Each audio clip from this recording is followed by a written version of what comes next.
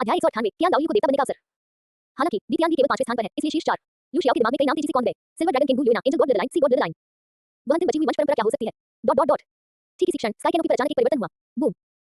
आकाश की गहराई से बिना किसी चेतावनी के अत्यंत शुद्ध और पवित्र प्रकाश का एक सुनहरा स्तंभ अचानक प्रकट हुआ। वह सोना साधारण सोना नहीं था। यह एक पवित्र शक्ति थी जिसमें दिव्यता, प्रकाश, न्याय और शुद्धिकरण जैसे विभिन्न अर्थ समाहित थे।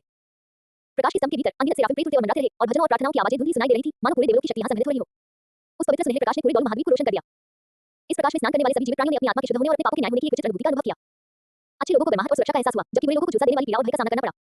सुनहरी रोशनी एक अदम्य और निर्विवाद आभा के साथ चौथी सीट में समा गई। अंत में यह आकाश की छत्रछाया पर एक देवदूत प्रेत के रूप में संघनित हो गया, जो 100 छांग लंबा था, जिसकी पीठ पर 56 थे, जो एक दिव्य तलवार धारण किए हुए था, एक दिव्य मुकुट पहने हुए था और जिसका चेहरा धुंधला लेकिन राशि और पवित्र था। वो प्रेत शुद्ध दिव्य चमक बिखेर रहा था, जो पवित्र ज्वालाओं और प्रकाश के प्रतीकों से घिरा हुआ था। उस प्रेत के प्रकट होते ही संपूर्ण आत्मा नगरी में स्थित सभी देवदूत देवता की प्रतिमाओं से एक साथ प्रतिध्वनित प्रकाश निकलने लगा। आकाश की भव्य और गंभीर आवाज, जिसमें अभूतपूर्व पवित्र अर्थ समाहित था, स्वर्ग और पृथ्वी में गूंज उठी। दुर्लभ महाद्वीप वंशानुक्रम रैंकिंग में चौथा स्थान, सेराफिम वंश प्रत्यक्ष दैवीय वंश। वंश उत्पत्ति प्रत्यक्ष विरासत देवदूत देवता का वंश, देवलोक की प्रथम श्रेणी का देवता है, जिसमें प्रकाश, दिव्यता, न्याय और शुद्धिकरण पर देवदूत देवता के अधिकार का अंश समाहित है। ये सबसे पूर्ण और सर्वोच्च श्रेणी के देवताओं में से एक है। परंपरा वर्तमान में डोलवो महाद्वीप पर एक वंश मौजूद है। वर्तमान में प्रमुख उत्तराधिकारी कियान दाओयू स्पिरिट हॉल के उच्च पुरोहित लेवल 99 में डोलवो एंजल गॉड के संरक्षक ईश्वर पद 8 ईश्वरीय परीक्षाएं पूरी कर चुके हैं। कियान रेनेक्स देवदूत ईश्वर के उत्तराधिकारी ईश्वर पद ईश्वर की स्थिति में 3 देवदूत ईश्वर परीक्षण पूरे कर लिए हैं। रैंकिंग का कारण इस वंश का स्रोत प्रथम श्रेणी का देवता देवदूत ईश्वर है। ये प्रत्यक्ष दैवीयता है, सर्वोच्च श्रेणी और पूर्ण वंश प्रणाली वाली यह वंश असीम क्षमता से परिपूर्ण है। हालांकि जब यह वंश डोलवो महाद्वीप पर प्रकट होता है, तो ये दुनिया के नियमों से प्रतिबंधित हो जाता है, जिससे दिव्य रक्त की सांद्रता कम हो जाती है। इसके अलावा विरासत की शर्तें कठोर हैं। पूर्ण जागृति के लिए कठोर ईश्वरीय परीक्षाओं को पूरा करना आवश्यक है। समग्र श्रेणी और वंश की पूर्णता के आधार पर इसे चौथा स्थान दिया गया है। रैंकिंग पुरस्कार 1 दिव्य रक्त का शुद्धिकरण कियान दाओयू और कियान रेनेक्स के शरीर में देवदूत देव रक्त की शुद्धता स्थायी रूप से 25% बढ़ जाती है, जिससे उनकी रेखा क्षमता और अधिक प्रकट होती है और देव परीक्षण की कठिनाई 15% कम हो जाती है। 2 ईश्वर की स्थिति अवसर कियान दाओयू को देवदूत सेवक का पद प्राप्त हुआ। अवसर यद्यपि वह प्रथम श्रेणी के देवदूत ईश्वर पद का उत्तराधिकारी नहीं बन सकता, वह इस अवसर का उपयोग प्रकाश ईश्वर दूत ईश्वर पद तृतीय श्रेणी के देवता को संक्षेपित करने, विशेष ईश्वर परीक्षा शुरू करने और सफलता प्राप्त करने पर देवलोक में आरोहण करके देवदूत ईश्वर का अधीनस्थ देवता बन सकता है। 3 दिव्य कौशल विरासत कियान रेनेक्स को देवदूत देवता के एक पूर्ण दिव्य कौशल स्वर्गीय राज्य अवतरण देवदूत देवता क्षेत्र के एक प्रेत को बुलाता है। क्षेत्र के भीतर सभी सहयोगियों को पवित्र आशीर्वाद प्राप्त होता है, जबकि शत्रुओं को निरंतर पवित्र जलन और न्याय का सामना करना पड़ता है। से पुरस्कृत करें। 4 स्पिरिट हॉल आशीर्वाद स्पिरिट हॉल में स्थित सभी स्पिरिट मास्टर्स जिनके पास एंजल मार्शल सोल है, उनकी एंजल मार्शल सोल की गुणवत्ता स्थायी रूप से एक रैंक बढ़ जाएगी और अगले 3 वर्षों के लिए उनकी साधना गति 30% बढ़ जाएगी। Dot dot dot. पूरा डोलवो महाद्वीप एक बार फिर कान फाड़ देने वाले शोर से गूंज उठा।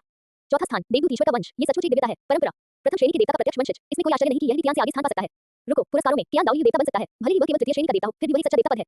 स्वर्ग के राज्य में अवतरण, ये दिव्य कौशल बहुत ही भयानक है। देवलोक के एक प्रेत को बुलाना। स्पिरिट हॉल उड़ान भरने के लिए तैयार है। सभी एंजल मार्शल सोल की गुणवत्ता एक रैंक बढ़ गई है, लेकिन इसे केवल चौथा स्थान क्यों दिया गया है? एक प्रथम श्रेणी का देवता ब्लड लाइन क्या वाकई टॉप 3 में जगह नहीं बना सकती? उद्धरण चिन्ह डॉट डॉट डॉट उद्धरण चिन्ह। इस सवाल ने सभी के साथ साथ सभी के मन में और भी गहरे संदेह पैदा कर दिए।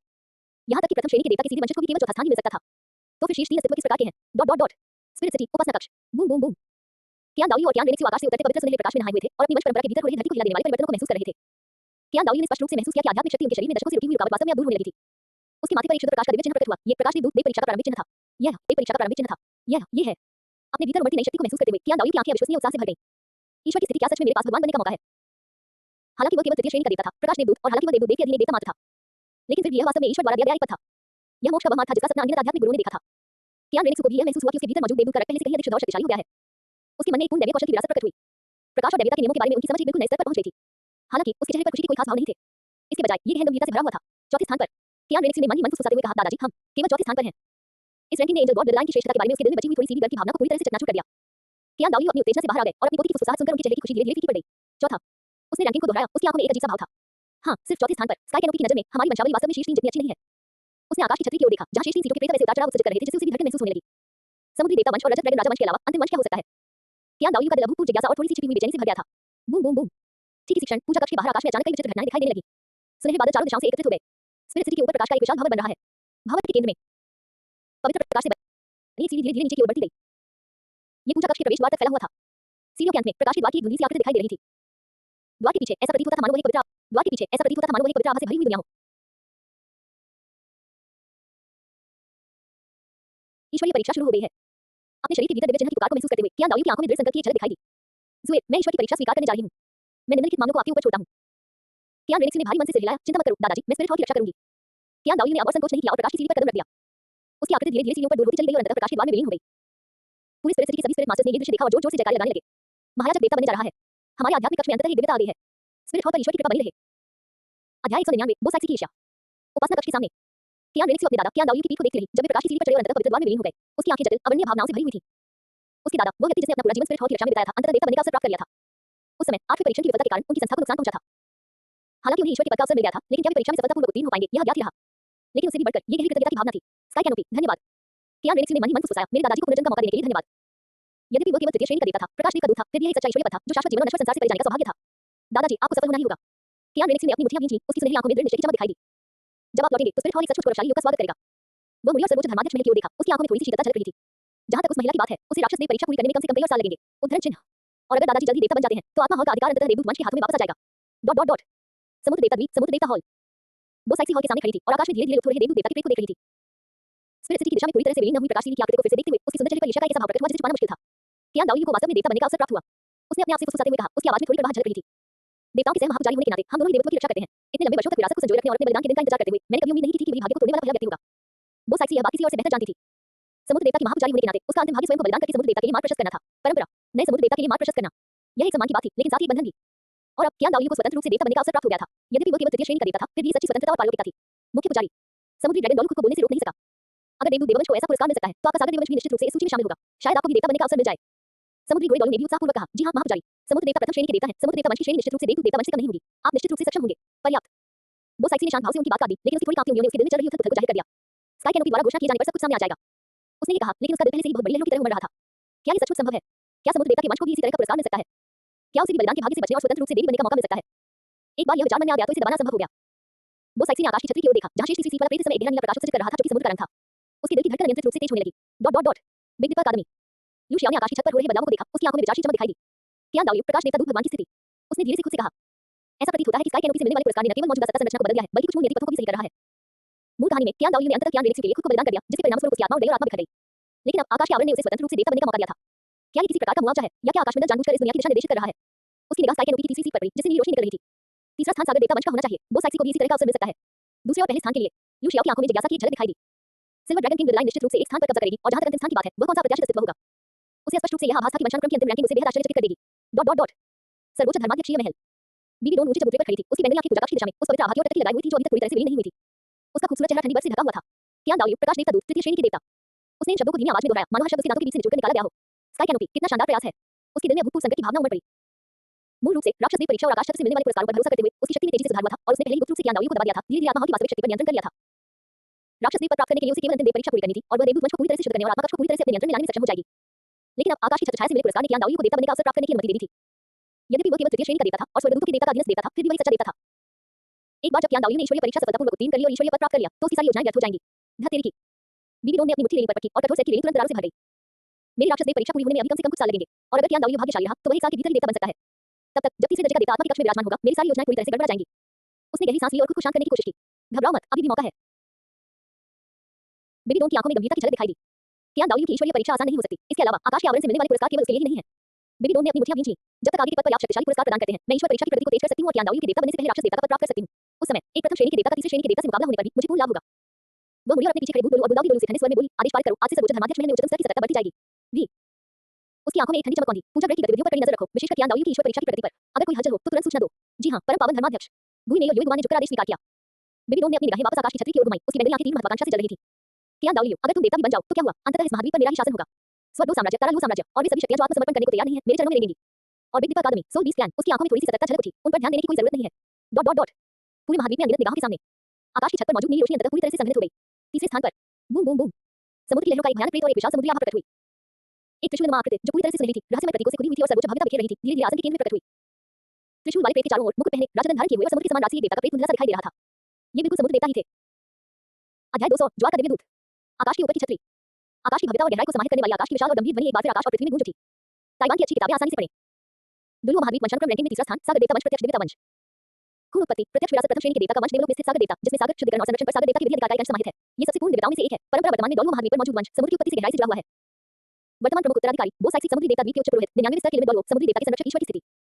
रैंकिंग का कारण वंश उत्पत्ति प्रथम श्रेणी का देवता है समुद्र देवता, एक प्रत्यक्ष देवत्व, सर्वोच्च रैंक और संपूर्ण लेगेसी प्रणाली वाली लेगेसी। ये डोलू स्टार के महासागरीय मूल से गहराई से जुड़ी हुई है और महासागरीय वातावरण में लगभग अजय शक्ति प्रदान करती है। हालांकि भूमि पर प्रकट होने पर इस विलाइन की शक्ति काफी कमजोर हो जाती है और लेगेसी की शक्ति अत्यंत कठिन है। पूर्ण रूप से जागृत होने के लिए 9 को ट्रायल उत्तीर्ण करना आवश्यक है। इसकी रैंक लेगेसी की पूर्णता और पर्यावरणीय निर्भरता को देखते हुए इसे तीसरा स्थान दिया गया है। रैंकिंग पुरस्कार। एक दिव्य रक्त ऊर्ध्वपातन वो साइक्सी की सागर देवव्रत रेखा की शुद्धता स्थायी रूप से 30% बढ़ जाती है। समुद्र के साथ उसका जुड़ाव बहुत बढ़ जाता है और समुद्री वातावरण में उसकी युद्ध शक्ति में अतिरिक्त रूप से 20% की वृद्धि होती है। 2 सागर देवता की कृपा वो साइक्सी को सागर देवता के पुजारी का पद प्राप्त होता है।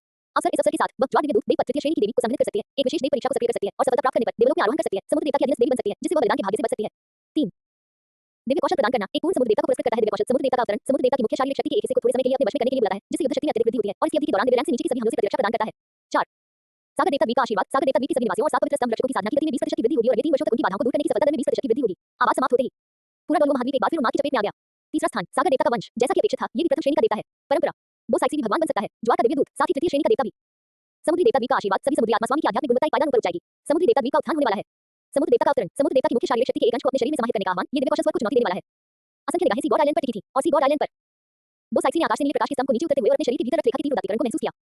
पहली बार उसकी खूबसूरत चेहरे पर अनियंत्रित उत्साह का भाव दिखाई दिया। उसके माथे के बीचों बीच एक ज्वाला दिव्य चिन्ह धीरे धीरे उभरने लगा। ये tide divine invoice god trial का प्रारंभिक संकेत था। स्काई कैनोपी, आपके सहयोग के लिए धन्यवाद। वो साइक्सी एक घुटने पर बैठ गई, आकाश की ओर गहराई से प्रणाम किया, उसकी आंखों में आंसू भी चमक रहे थे। अंततः उसे बलिदान के भाग्य से बचने और स्वतंत्र रूप से भगवान बनने की आशा दिखाई दी। समुद्री ड्रैगन डॉल और अन्य लोग उन्हें बधाई देने के लिए घुटने टेककर बैठ गए। बधाई हो महापुजारी, हार्दिक बधाई हो महापुजारी। वो साइक्सी धीरे धीरे उठी और आकाश की छतरी को देखते हुए उनकी आंखों में अभूतपूर्व दृढ़ संकल्प झलक रहा था। अगला चरण होगा शीर्ष दो टीमों का अंतिम मुकाबला। उसने धीमी आवाज में कुछ बुदबुदाया। Silver dragon king blood line और वह अज्ञात रहस्यमय ब्लड लाइन। पूरे डॉलू महाद्वीप में सभी के दिल दिल में अटक गए थे। Spirit hall, supreme pontiff palace. Baby Don ने आकाश के आवरण पर वो साइक्सी को ज्वार दिव्य दूध देव पर प्राप्त होने की जानकारी को ध्यान से देखा। अफसर, उसकी बैंगनी आंखों में एक ठंडी तीक्ष्णता झलक उठी। वो सेक्सी, क्या नाउ यू? उसने इन दोनों नामों को फुसफुसाते हुए कहा, हर शब्द लीवर की सुई की तरह चुभ रहा था। अच्छा हुआ, तीन में से दो में डॉलू को देवता बनने का अवसर मिल गया है, जबकि इसको कोई अवसर नहीं मिला है। उसके पीछे खड़ी भूतनी डॉलू ने कर्कश स्वर में कहा, महामहिम, यद्यपि क्या नाउ यू और वो साइक्सी को देवत्व पद के अवसर प्राप्त हो चुके हैं, वे दोनों तृतीय श्रेणी के देवता हैं। और आपकी राक्षस देव पदवी प्रथम श्रेणी की देव पदवी है। एक बार जब आप अपनी देव परीक्षा पूरी कर लेंगे, तो निश्चित रूप से वे दोनों मिलकर भी आपका मुकाबला नहीं कर पाएंगे। क्राइसिंथियम डॉलू युग मानने की तुरंत यही बात दोहराई, बुई ने सही कह रही है। प्रथम श्रेणी के देवता और तृतीय श्रेणी के देवता के बीच शक्ति का अंतर रेखा के समान है। जब तक आप ईश्वरीय परीक्षा सफलतापूर्वक पूरी कर लेते हैं। ये सुनकर बीबी डोन कुछ नहीं बोली, गहरी सोच में डूब गई। क्लियर स्काई सेट, पर्वत शिखर। तानचेन अपने हाथों को पीठ के पीछे रखकर खड़ा था और समुद्र देवता द्वीप की ओर देख रहा था। उसकी जुड़ियों वाली आंखों में राहत की एक सच्ची भावना झलक रही थी।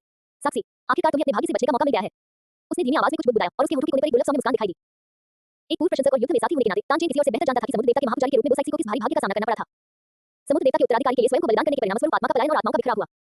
अब वो साइक्सी को टाइड डिवाइन इनवॉइस गॉड का पद प्राप्त करते हुए देखकर स्वतंत्र रूप से ईश्वर बनने का अवसर और क्षमता। वो सचमुच खुश था। लेकिन ये राहत जल्द ही उदासी के एक संकेत में तब्दील हो गई।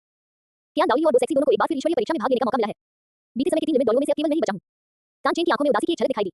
मेरा रास्ता, वो कहां है? वो एक समय असुर देव परीक्षा का उत्तराधिकारी था, असाधारण रूप से प्रतिभाशाली था और 100 वर्षों में क्लियर स्काई संप्रदाय के दुर्लभ प्रतिभावान व्यक्ति के रूप में जाना जाता था। लेकिन अंत में असुर देव परीक्षा सफल रही और वह न केवल देवता नहीं बन सका, बल्कि इसके बजाय नौसिरों वाले रक्त में लाल चमगादड़ राजा द्वारा प्रजीवित और नियंत्रित हो गया और दशकों तक एक तरह के भ्रम की स्थिति में रहा। हालांकि स्काई कैनोपी द्वारा बचाए जाने के बावजूद उन्होंने क्लियर स्काई सेट पर फिर से नियंत्रण हासिल कर लिया और अपनी मानसिक स्थिति को भी पुनः प्राप्त कर लिया। हालांकि भगवान बनने का उनका रास्ता बंद हो गया। डॉल महाद्वीप पर ईश्वर द्वारा प्रदत्त लगभग सभी ज्ञात विरासतों के मालिक या उत्तराधिकारी पहले से ही मौजूद हैं। तानचेन ने आकाश की ओर देखकर आह भरी। क्या मैं तानचेन सचमुच 99वें स्तर पर फंसा रहने के लिए ही नियत हूं, जहां मैं अपने पुराने दोस्तों को एक एक करके मोक्ष प्राप्त करते हुए देखूंगा, जबकि मैं इस नश्वर दुनिया में धीरे धीरे क्षय होता रहूंगा। उसके हृदय में अभूतपूर्व भ्रम और अनिच्छा की भावना उमड़ पड़ी। लेकिन आखिरकार वह तानचेन थे, वह विद्या विशेषज्ञ जिन्होंने एक समय के लिए क्लियर स्काई संप्रदाय को दुनिया के नंबर 1 संप्रदाय के पद तक पहुंचाया था। कुछ क्षणों की निराशा के बाद उनकी आंखों में लड़ने का जज्बा फिर से जागृत हो गया। नहीं, मेरा रास्ता, तानचेन का रास्ता हमेशा से मैंने खुद ही बनाया है। उसने अपनी मुट्ठियां भींच लीं और क्लियर स्काई हैमर का प्रेत उसके पीछे धुंधला सा प्रकट हुआ। ईश्वरीय पद के बिना भी मैं अपनी विरासत को अपने दम पर देवत्व की राह पर आगे बढ़ाऊंगा। साक्षी, मेरा इंतजार करो, मैं जरूर तुम्हारे पास आऊंगी और तुम्हारे साथ इस नश्वर दुनिया से परे जाऊंगी। 7 ट्रेस ग्लेस स्कूल, विचार विमर्श कक्ष। निंग फैंगजी, स्वॉर्ड डॉल चेंशन और बोन डॉल गुरोंग एक दूसरे के सामने बैठे थे। वातावरण इतना तनावपूर्ण था कि मानो पानी टपक रहा हो। क्या दाउली जल्द ही भगवान बनने वाले हैं? निंग फैंगजी ने अपनी कनक की रगड़ी, उनका आमतौर पर सौम्य और सुरुचिपूर्ण चेहरा चिंता से भरा हुआ था। ये हमारे 7 ट्रेस ग्लेस स्कूल के लिए एक अभूतपूर्व संकट है। चेंशन अपनी तलवार लिए खड़ा था, उसका चेहरा गंभीर था। दिव्य श्रेणी के शक्तिशाली योद्धाओं का मुकाबला करना वाकई हमारे बस की बात नहीं है। फैंगजी के 9 रत्नों से बने अलंकृत टाइप पैगोडा की सहायता से भी गुरोंग और मैं मिलकर ज्यादा से ज्यादा एक सीमित स्तर के डॉलरों से ही लड़ सकते हैं। सच्चे ईश्वर के विरुद्ध विजय की कोई संभावना नहीं है। गुरोंग ने गहरी आवाज में कहा, महत्वपूर्ण बात केवल क्या दाउली का देवता बनना ही नहीं है, बल्कि इसके कारण स्पिरिट हॉल की समग्र शक्ति में जबरदस्त वृद्धि होगी। सभी देवदूत मार्शल आत्मा स्पिरिट मास्टर्स की गुणवत्ता में एक रैंक की वृद्धि होगी और अगले 3 वर्षों तक उनकी साधना की गति में भी वृद्धि होगी। इसका मतलब है कि महज कुछ वर्षों में स्पिरिट हॉल की उच्च स्तरीय युद्ध शक्ति महाद्वीप की अन्य सभी शक्तियों को पूरी तरह से कुचल देगी। निंग फैंगजी ने गहरी सांस ली, हमें इस गतिरोध को तोड़ने का जल्द से जल्द कोई रास्ता ढूंढना होगा। गतिरोध तोड़ें।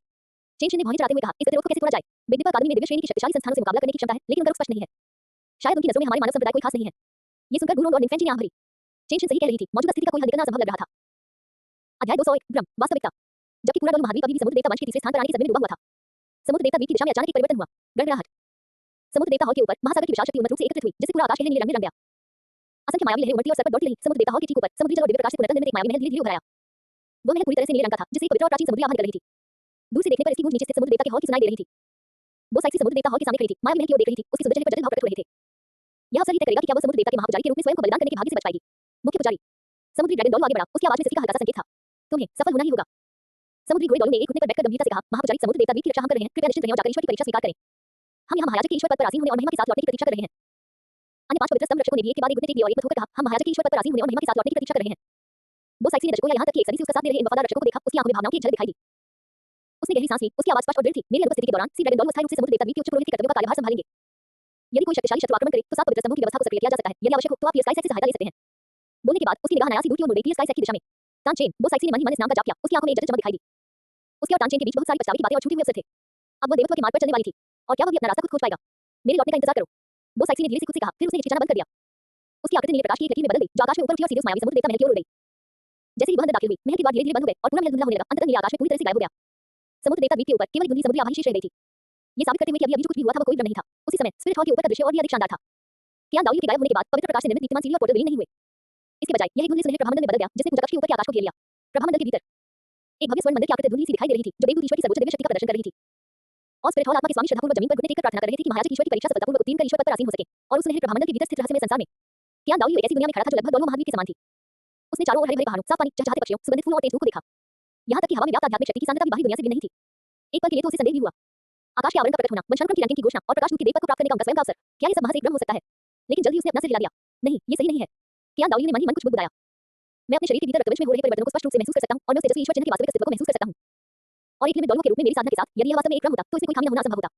उसने पैनी नजर से आसपास का जायजा लिया। ये वो जगह होनी चाहिए जहां ईश्वर की परीक्षा होती है, लेकिन आखिर ये परीक्षा है क्या? इसके बाद के समय में कियान दाओलियो ने इस दुनिया की खोज शुरू की।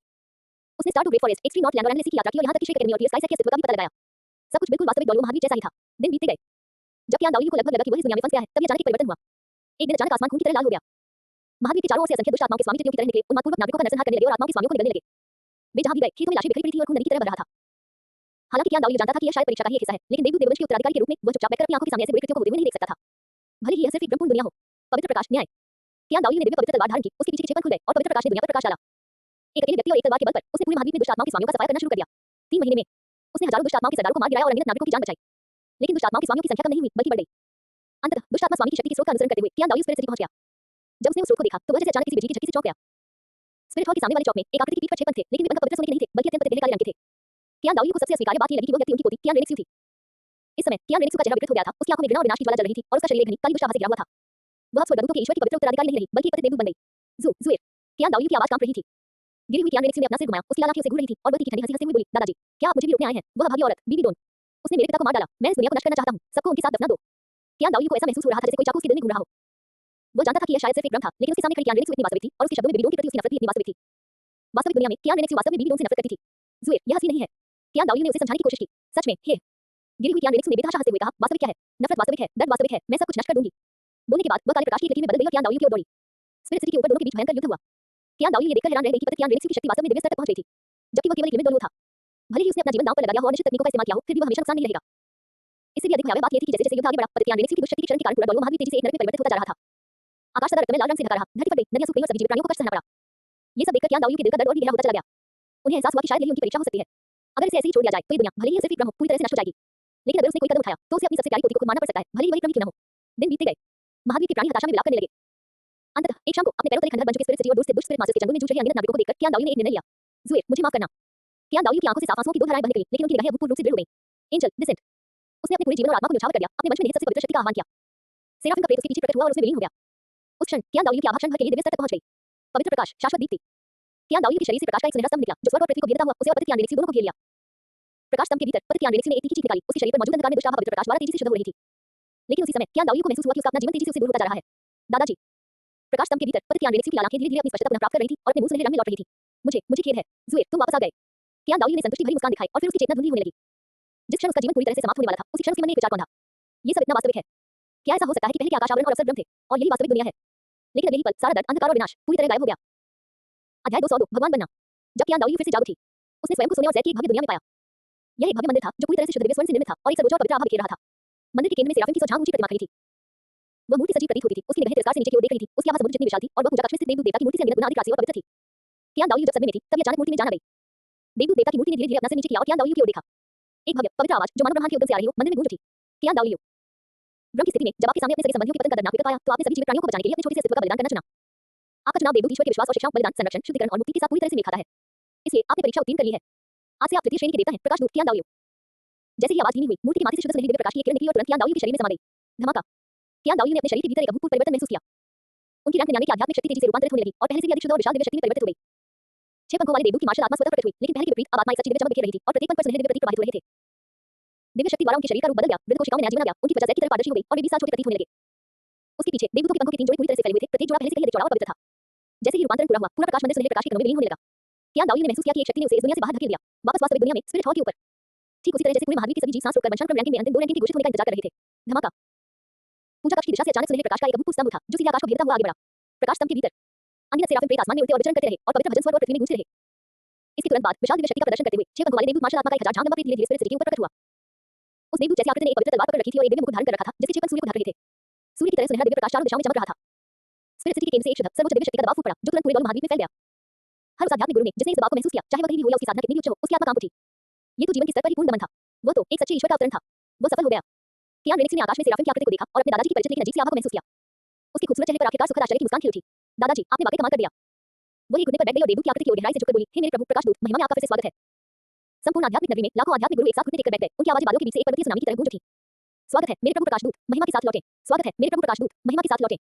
सर्वोच्च धर्माध्यक्ष महल के सामने बीबी डोम ने आकाश में विराजमान देवदूत जैसी आकृति को देखा, जिसे देखकर उसका दिल भी धड़कने लगा। उसकी बैंगनी आंखों में एक ऐसा सदमा झलक रहा था जिसे छुपाना नामुमकिन था। उसका चेहरा बेहद बदसूरत हो गया और उसकी नाखून उसकी हथेलियों में गहरे धंस गए। क्या दाऊद, तुम सचमुच सफल हो गए?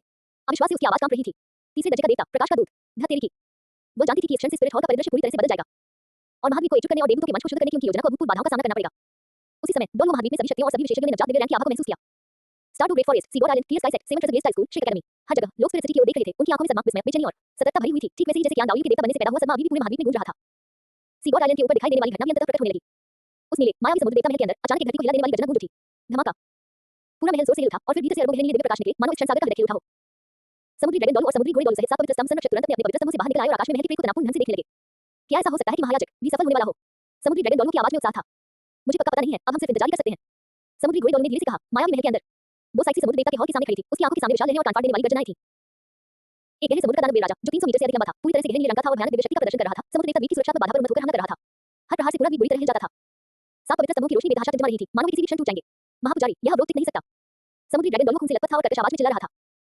समुद्री घोड़ा डॉलू की पवित्र स्तंभ की ऊर्जा को बनाए रखने के लिए बेताब था। गहरे समुद्र का दानव वीर राजा लाखों वर्षों का सफर पार करके एक दिव्य जानवर बन गया है। हम उसका मुकाबला नहीं कर सकते।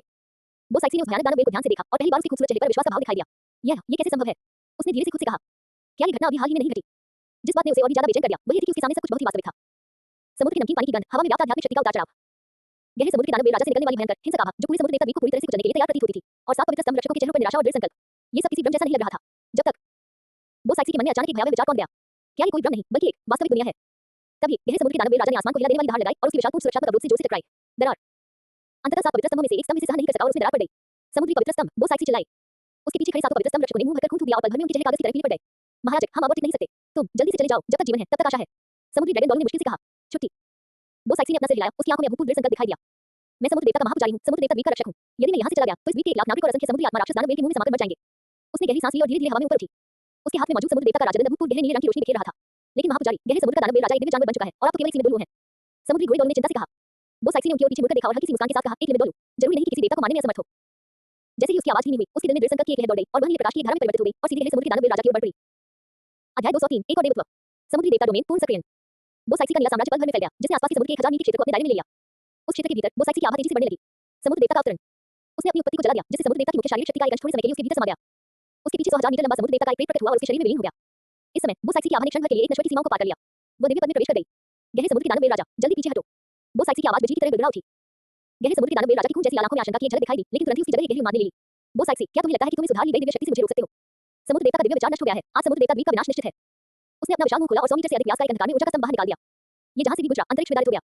वो साइसी ने समुद्र देवता का राजदंड लहराया और उसी प्रकार हमले का सामना करने के लिए गहरे नीले रंग के प्रकाश स्तंभ को संघनित किया। बूम! 2 दिव्य शक्तियों के टकराव से पूरा सागर देव भी बुरी तरह कांप उठा।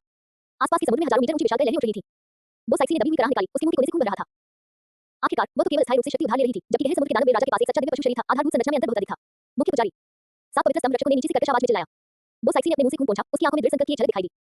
उसने अपना सिर नीचे झुकाया और नीचे देखने लगी। सागर देवता द्वीप पर अनगिनत आत्मा स्वामी भय से आकाश की ओर देख रहे थे। बच्चे अपनी माताओं की गोद में रो रहे थे और बुजुर्ग प्रार्थना में घुटने टेक रहे थे। दूर अनगिनत सागर आत्मा राक्षस हिंसक ऊर्जा के परिणामों से जूझ रहे थे। वे मूल रूप से सागर के प्रिय थे, फिर भी अब उन्हें संचित विपत्ति को सहना पड़ रहा था। पर्याप्त! वो साइसी ने धीमी आवाज में कहा। उसने अब संकोच करना बंद कर दिया और अपनी आत्मा को प्रज्वलित करना शुरू कर दिया। महायाजक, ऐसा मत करो। समुद्री ड्रैगन डॉलू और अन्य लोगों को उसका इरादा समझ आ गया और वे भय से चीखने लगे। वो साइसी ने कोई जवाब नहीं दिया, बल्कि अपनी सारी शक्ति, अपना सारा जीवन और अपनी पूरी आत्मा उसमें झोंक दी। सब कुछ उसके हाथ में मौजूद समुद्र देवता के राजदंड में समाहित था। राजदंड से अभूतपूर्व प्रकाश निकलने लगा। यह गहरा नीला नहीं था, बल्कि एक ऐसा नीला रंग था जो अत्यंत शुद्ध था और जिसमें सब कुछ समाहित था। विशाल सागर सभी चीजों को समाहित करता है, सभी जीवित प्राणियों को बचाता है। वो साइसी ने धीरे से समुद्र देवता के उपदेशों का पाठ किया। उनकी आंखों में समुद्र देवता द्वीप और अनंत सागर का संपूर्ण स्वरूप प्रतिबिंबित हो रहा था। उसका शरीर पारदर्शी होने लगा, नीले प्रकाश के कणों में विलीन होने लगा और उसके हाथ में मौजूद राजदंड में समाहित हो गया। समुद्र देवता की अंतिम कृपा। जैसे ही उसकी आवाज धीमी हुई, राजदंड नीले प्रकाश के एक स्तंभ में बदल गया, जिसने आकाश और पृथ्वी को घेरते हुए वो साइसी और गहरे समुद्र के दानव वीर राजा दोनों को घेर लिया। प्रकाश स्तंभ के अंदर गहरे समुद्र के दानव वीर राजा ने एक शोकपूर्ण चीख निकाली। उसका विशाल शरीर विघटित होकर पिघलने लगा। लेकिन वो साइसी को भी महसूस हो रहा था कि उसकी अपनी जिंदगी तेजी से खत्म हो रही है। जैसे जैसे उसकी चेतना धुंधली होती गई, उसके दिल में एक आखिरी विचार आया, अगर यह सब असली दुनिया होती तो क्या मेरा चुनाव सार्थक होता? उत्तर सकारात्मक था, क्योंकि अपने जीवन के अंतिम क्षणों में उसने सी गॉड आइलैंड पर अनगिनत नागरिकों को प्रार्थना में घुटने टेकते हुए और उनके चेहरों से आंसू बहते हुए देखा। उसने 7 पवित्र स्तंभ रक्षकों की आंखों में असीम दुख और श्रद्धा देखी। उसने दूर समुद्र में मौजूद समुद्री आत्मा राक्षसों को शांत होते हुए देखा, जो श्रद्धापूर्वक उसकी ओर झुक रहे थे। ये सब सार्थक है। वो साइसी ने आखिरी मुस्कान दिखाई। इसके तुरंत बाद उसकी चेतना पूरी तरह से विलीन हो गई, लेकिन अगले ही पल सारा विनाश, सारी मृत्यु और सारा दुख गायब हो गया। वो साइसी ने खुद को एक बिल्कुल अलग दुनिया में पाया। यह एक विशाल असीम नीला महासागर था, जिसकी सतह दर्पण की तरह शांति और आकाश नीले रंग से रंगा हुआ था। समुद्र के केंद्र में समुद्र देवता की 10,000 झांझ जितनी ऊंची प्रतिमा खड़ी थी, जो त्रिशूल धारण किए हुए थे। उनकी दृष्टि दयालु लेकिन रासी थी। मूर्ति जीवंत हो उठी। उसने वो साइसी की ओर देखने के लिए अपना सिर नीचे किया और एक भव्य विशाल आवाज सुनाई दी, जो मानो सागर के उद्गम से आ रही थी। वो सेक्सी ब्रह्म की अवस्था में जब आपका सामना एक अद्वितीय दिव्य राक्षस शत्रु से हुआ, तो आपने हजारों जीवित प्राणियों को बचाने के लिए स्वयं को जला देने का विकल्प चुना। आपका चुनाव उस महान सागर के सच्चे अर्थ की सटीक व्याख्या करता है, जो सभी चीजों को समाहित करता है और सभी जीवित प्राणियों को बचाता है, और यह सागर देवता की आस्था और इच्छा के अनुरूप है। अतः आपने परीक्षा उत्तीर्ण कर ली है। आज से आप तृतीय श्रेणी के देवता, ज्वार देवता के दूत हैं, वो साइसी। जैसे ही आवाज धीमी हुई, मूर्ति के माथे से एक अत्यंत शुद्ध नीले रंग का दिव्य प्रकाश निकला और तुरंत बोसाइक्सी के शरीर में समा गया। बूम! बोसाइक्सी ने अपने शरीर के भीतर अभूतपूर्व परिवर्तन महसूस किए। उसकी 99 स्तर की आध्यात्मिक शक्ति तेजी से बदलने लगी और एक विशाल और गहरे महासागरीय दिव्य शक्ति में परिवर्तित हो गई। दिव्य शक्ति द्वारा उसके शरीर का रूपांतरण किया गया, जिससे वह अधिक परिपूर्ण और अधिक पवित्र हो गया। उसके पीछे समुद्र के जल और दिव्य प्रकाश से संघनित नीले रंग के दिव्य पंखों की जोड़ी धीरे-धीरे खुल गई। जैसे ही यह परिवर्तन पूरा हुआ, पूरा नीला महासागर नीली रोशनी के छोटे-छोटे कणों में विलीन होने लगा। बोसाइक्सी को एक ऐसी शक्ति का आभास हुआ जो उसे इस दुनिया से बाहर धकेल रही थी। वास्तविक दुनिया में सागर देवता द्वीप के ऊपर क्या दाऊली के देवत्व प्राप्त करने से उत्पन्न सदमा अभी पूरी तरह से शांत भी नहीं हुआ था। वूश! पूरा आकाश अचानक नीले सागर के एक प्रेत स्वरूप में बदल गया। असंख्य लहरें उमड़ उठी और समुद्र में समुद्र देवता के त्रिशूल का प्रेत प्रकट हुआ, जो विशाल समुद्री दिव्य शक्ति का वितरण कर रहा था। इसके तुरंत बाद शुद्ध समुद्री जल से संघनित होकर हजार झांग ऊंचा समुद्र देवता का एक प्रेत धीरे-धीरे समुद्र देवता द्वीप के ऊपर प्रकट हुआ। उस प्रेत ने त्रिशूल धारण किया हुआ था, मुकुट पहना हुआ था, उसके पीछे नीले रंग के दिव्य पंख फैले हुए थे और उसकी दृष्टि दयालु होने के साथ-साथ राक्षसी भी थी। सागर देव द्वीप के केंद्र से एक शुद्ध, विशाल और सर्वव्यापी दिव्य शक्ति का विस्फोट हुआ। ये खबर पल भर में पूरे डोलू महाद्वीप में फैल गई। आत्मा नगरी की दिशा से निकलने वाली दिव्य प्रकाश शक्ति का दूर से जवाब देते हुए सफलता। समुद्री ड्रैगन डोलू ने आकाश में मंडराते समुद्र देवता के प्रेत को देखा, उसके भीतर बोसाइक्सी की परिचित लेकिन पवित्र आभा को महसूस करते हुए वह उत्साह से कांप उठा। महापुजारी, आप सचमुच सफल हुए। वो एक घुटने पर बैठ गया और समुद्र देवता के प्रेत के सामने गहराई से झुकते हुए बोला, महामहिम महायाजक, आपका हार्दिक स्वागत है, आपकी शानदार वापसी। संपूर्ण सागर देव द्वीप, उसके सभी नागरिक, सभी आत्मा स्वामी और सभी सागर आत्मा जीव श्रद्धापूर्वक सागर देव के प्रेत के सामने घुटने टेककर प्रणाम किया। महायाजक महोदय, हम आपका सादर स्वागत करते हैं, आपकी वापसी मंगलमय हो। महायाजक महोदय, हम आपका सादर स्वागत करते हैं, आपकी वापसी मंगलमय हो। और सागर देवता हॉल के सामने सात पवित्र स्तंभ संरक्षक पहले से ही फूट-फूट कर रो रहे थे। वे यह बात इस क्षण से जान गए थे। सीगॉट आइलैंड में वास्तव में अपना एक दिव्य संरक्षक मौजूद था।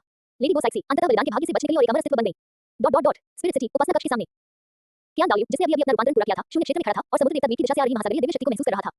उनकी सुनहरी आंखों में आश्चर्य की एक झलक दिखाई दी, जो तुरंत ही संतुष्टि भरी मुस्कान में बदल गई। बोसाइक्सी, तुम ही सफल हो गए। उन्हें इस बात का आभास हो गया था कि बोसाइक्सी की देवी स्थिति भी तृतीय श्रेणी की देवी की थी, जिससे वह स्वयं की समान ही श्रेणी में आ गई थी। 3 लिमिट डोलुओं में से 2 अब देवत्व प्राप्त कर चुके हैं, केवल तानचेन ही शेष हैं। क्या दाऊली ने क्लियर स्काई सेट की ओर देखा, उसके चेहरे पर जलता के भाव थे। बुजुर्ग साथी, तुम्हारा रास्ता कहां है? सर्वोच्च पोप महल के सामने बेबी डोन के चेहरे के भाव और भी बिगड़ गए। बोसाइक्सी ने भी देवत्व प्राप्त कर लिया। उसकी आवाज पानी की तरह ठंडी थी। एक ही दिन में इस महाद्वीप में 2 देवताओं का जन्म हुआ। आखिर यह आकाशमंडल क्या करने की कोशिश कर रहा है?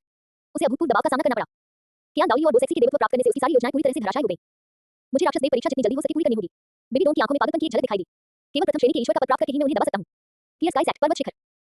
तानचेन ने सागर देवता द्वीप से आ रही समुद्री दिव्य शक्ति को निहारा और पहली बार उनकी वृद्ध आंखों में वास्तविक अकेलापन दिखाई दिया। सेसी, तुम ही सफल हो गई। वह धीरे से अपने आप से कुछ बुदबुदाया। बधाई हो, आखिरकार तुम अपने भाग्य से बच गए। लेकिन अचानक ही उनके दिल में अभूतपूर्व भ्रम और लाचारी की भावना छा गई। क्या दाऊली ने देवत्व प्राप्त किया? बोसाइक्सी ने देवत्व प्राप्त किया। और वह, जो कभी 3 लिमिट डोलुओं में से एक था, अब नश्वरता में फंसा हुआ एकमात्र व्यक्ति बन गया था। दुनिया, मेरा रास्ता आखिर कहां है? तानचेन ने ऊपर देखा और गहरी आंख भरी, उसकी आवाज इच्छा और प्रवाह से भरी हुई थी। ठीक उसी तरह जैसे क्या दाऊली और बोसाइक्सी ने एक के बाद एक देवत्व प्राप्त किया था और पूरा महाद्वीप अभी भी इस दोहरे समय में डूबा हुआ था।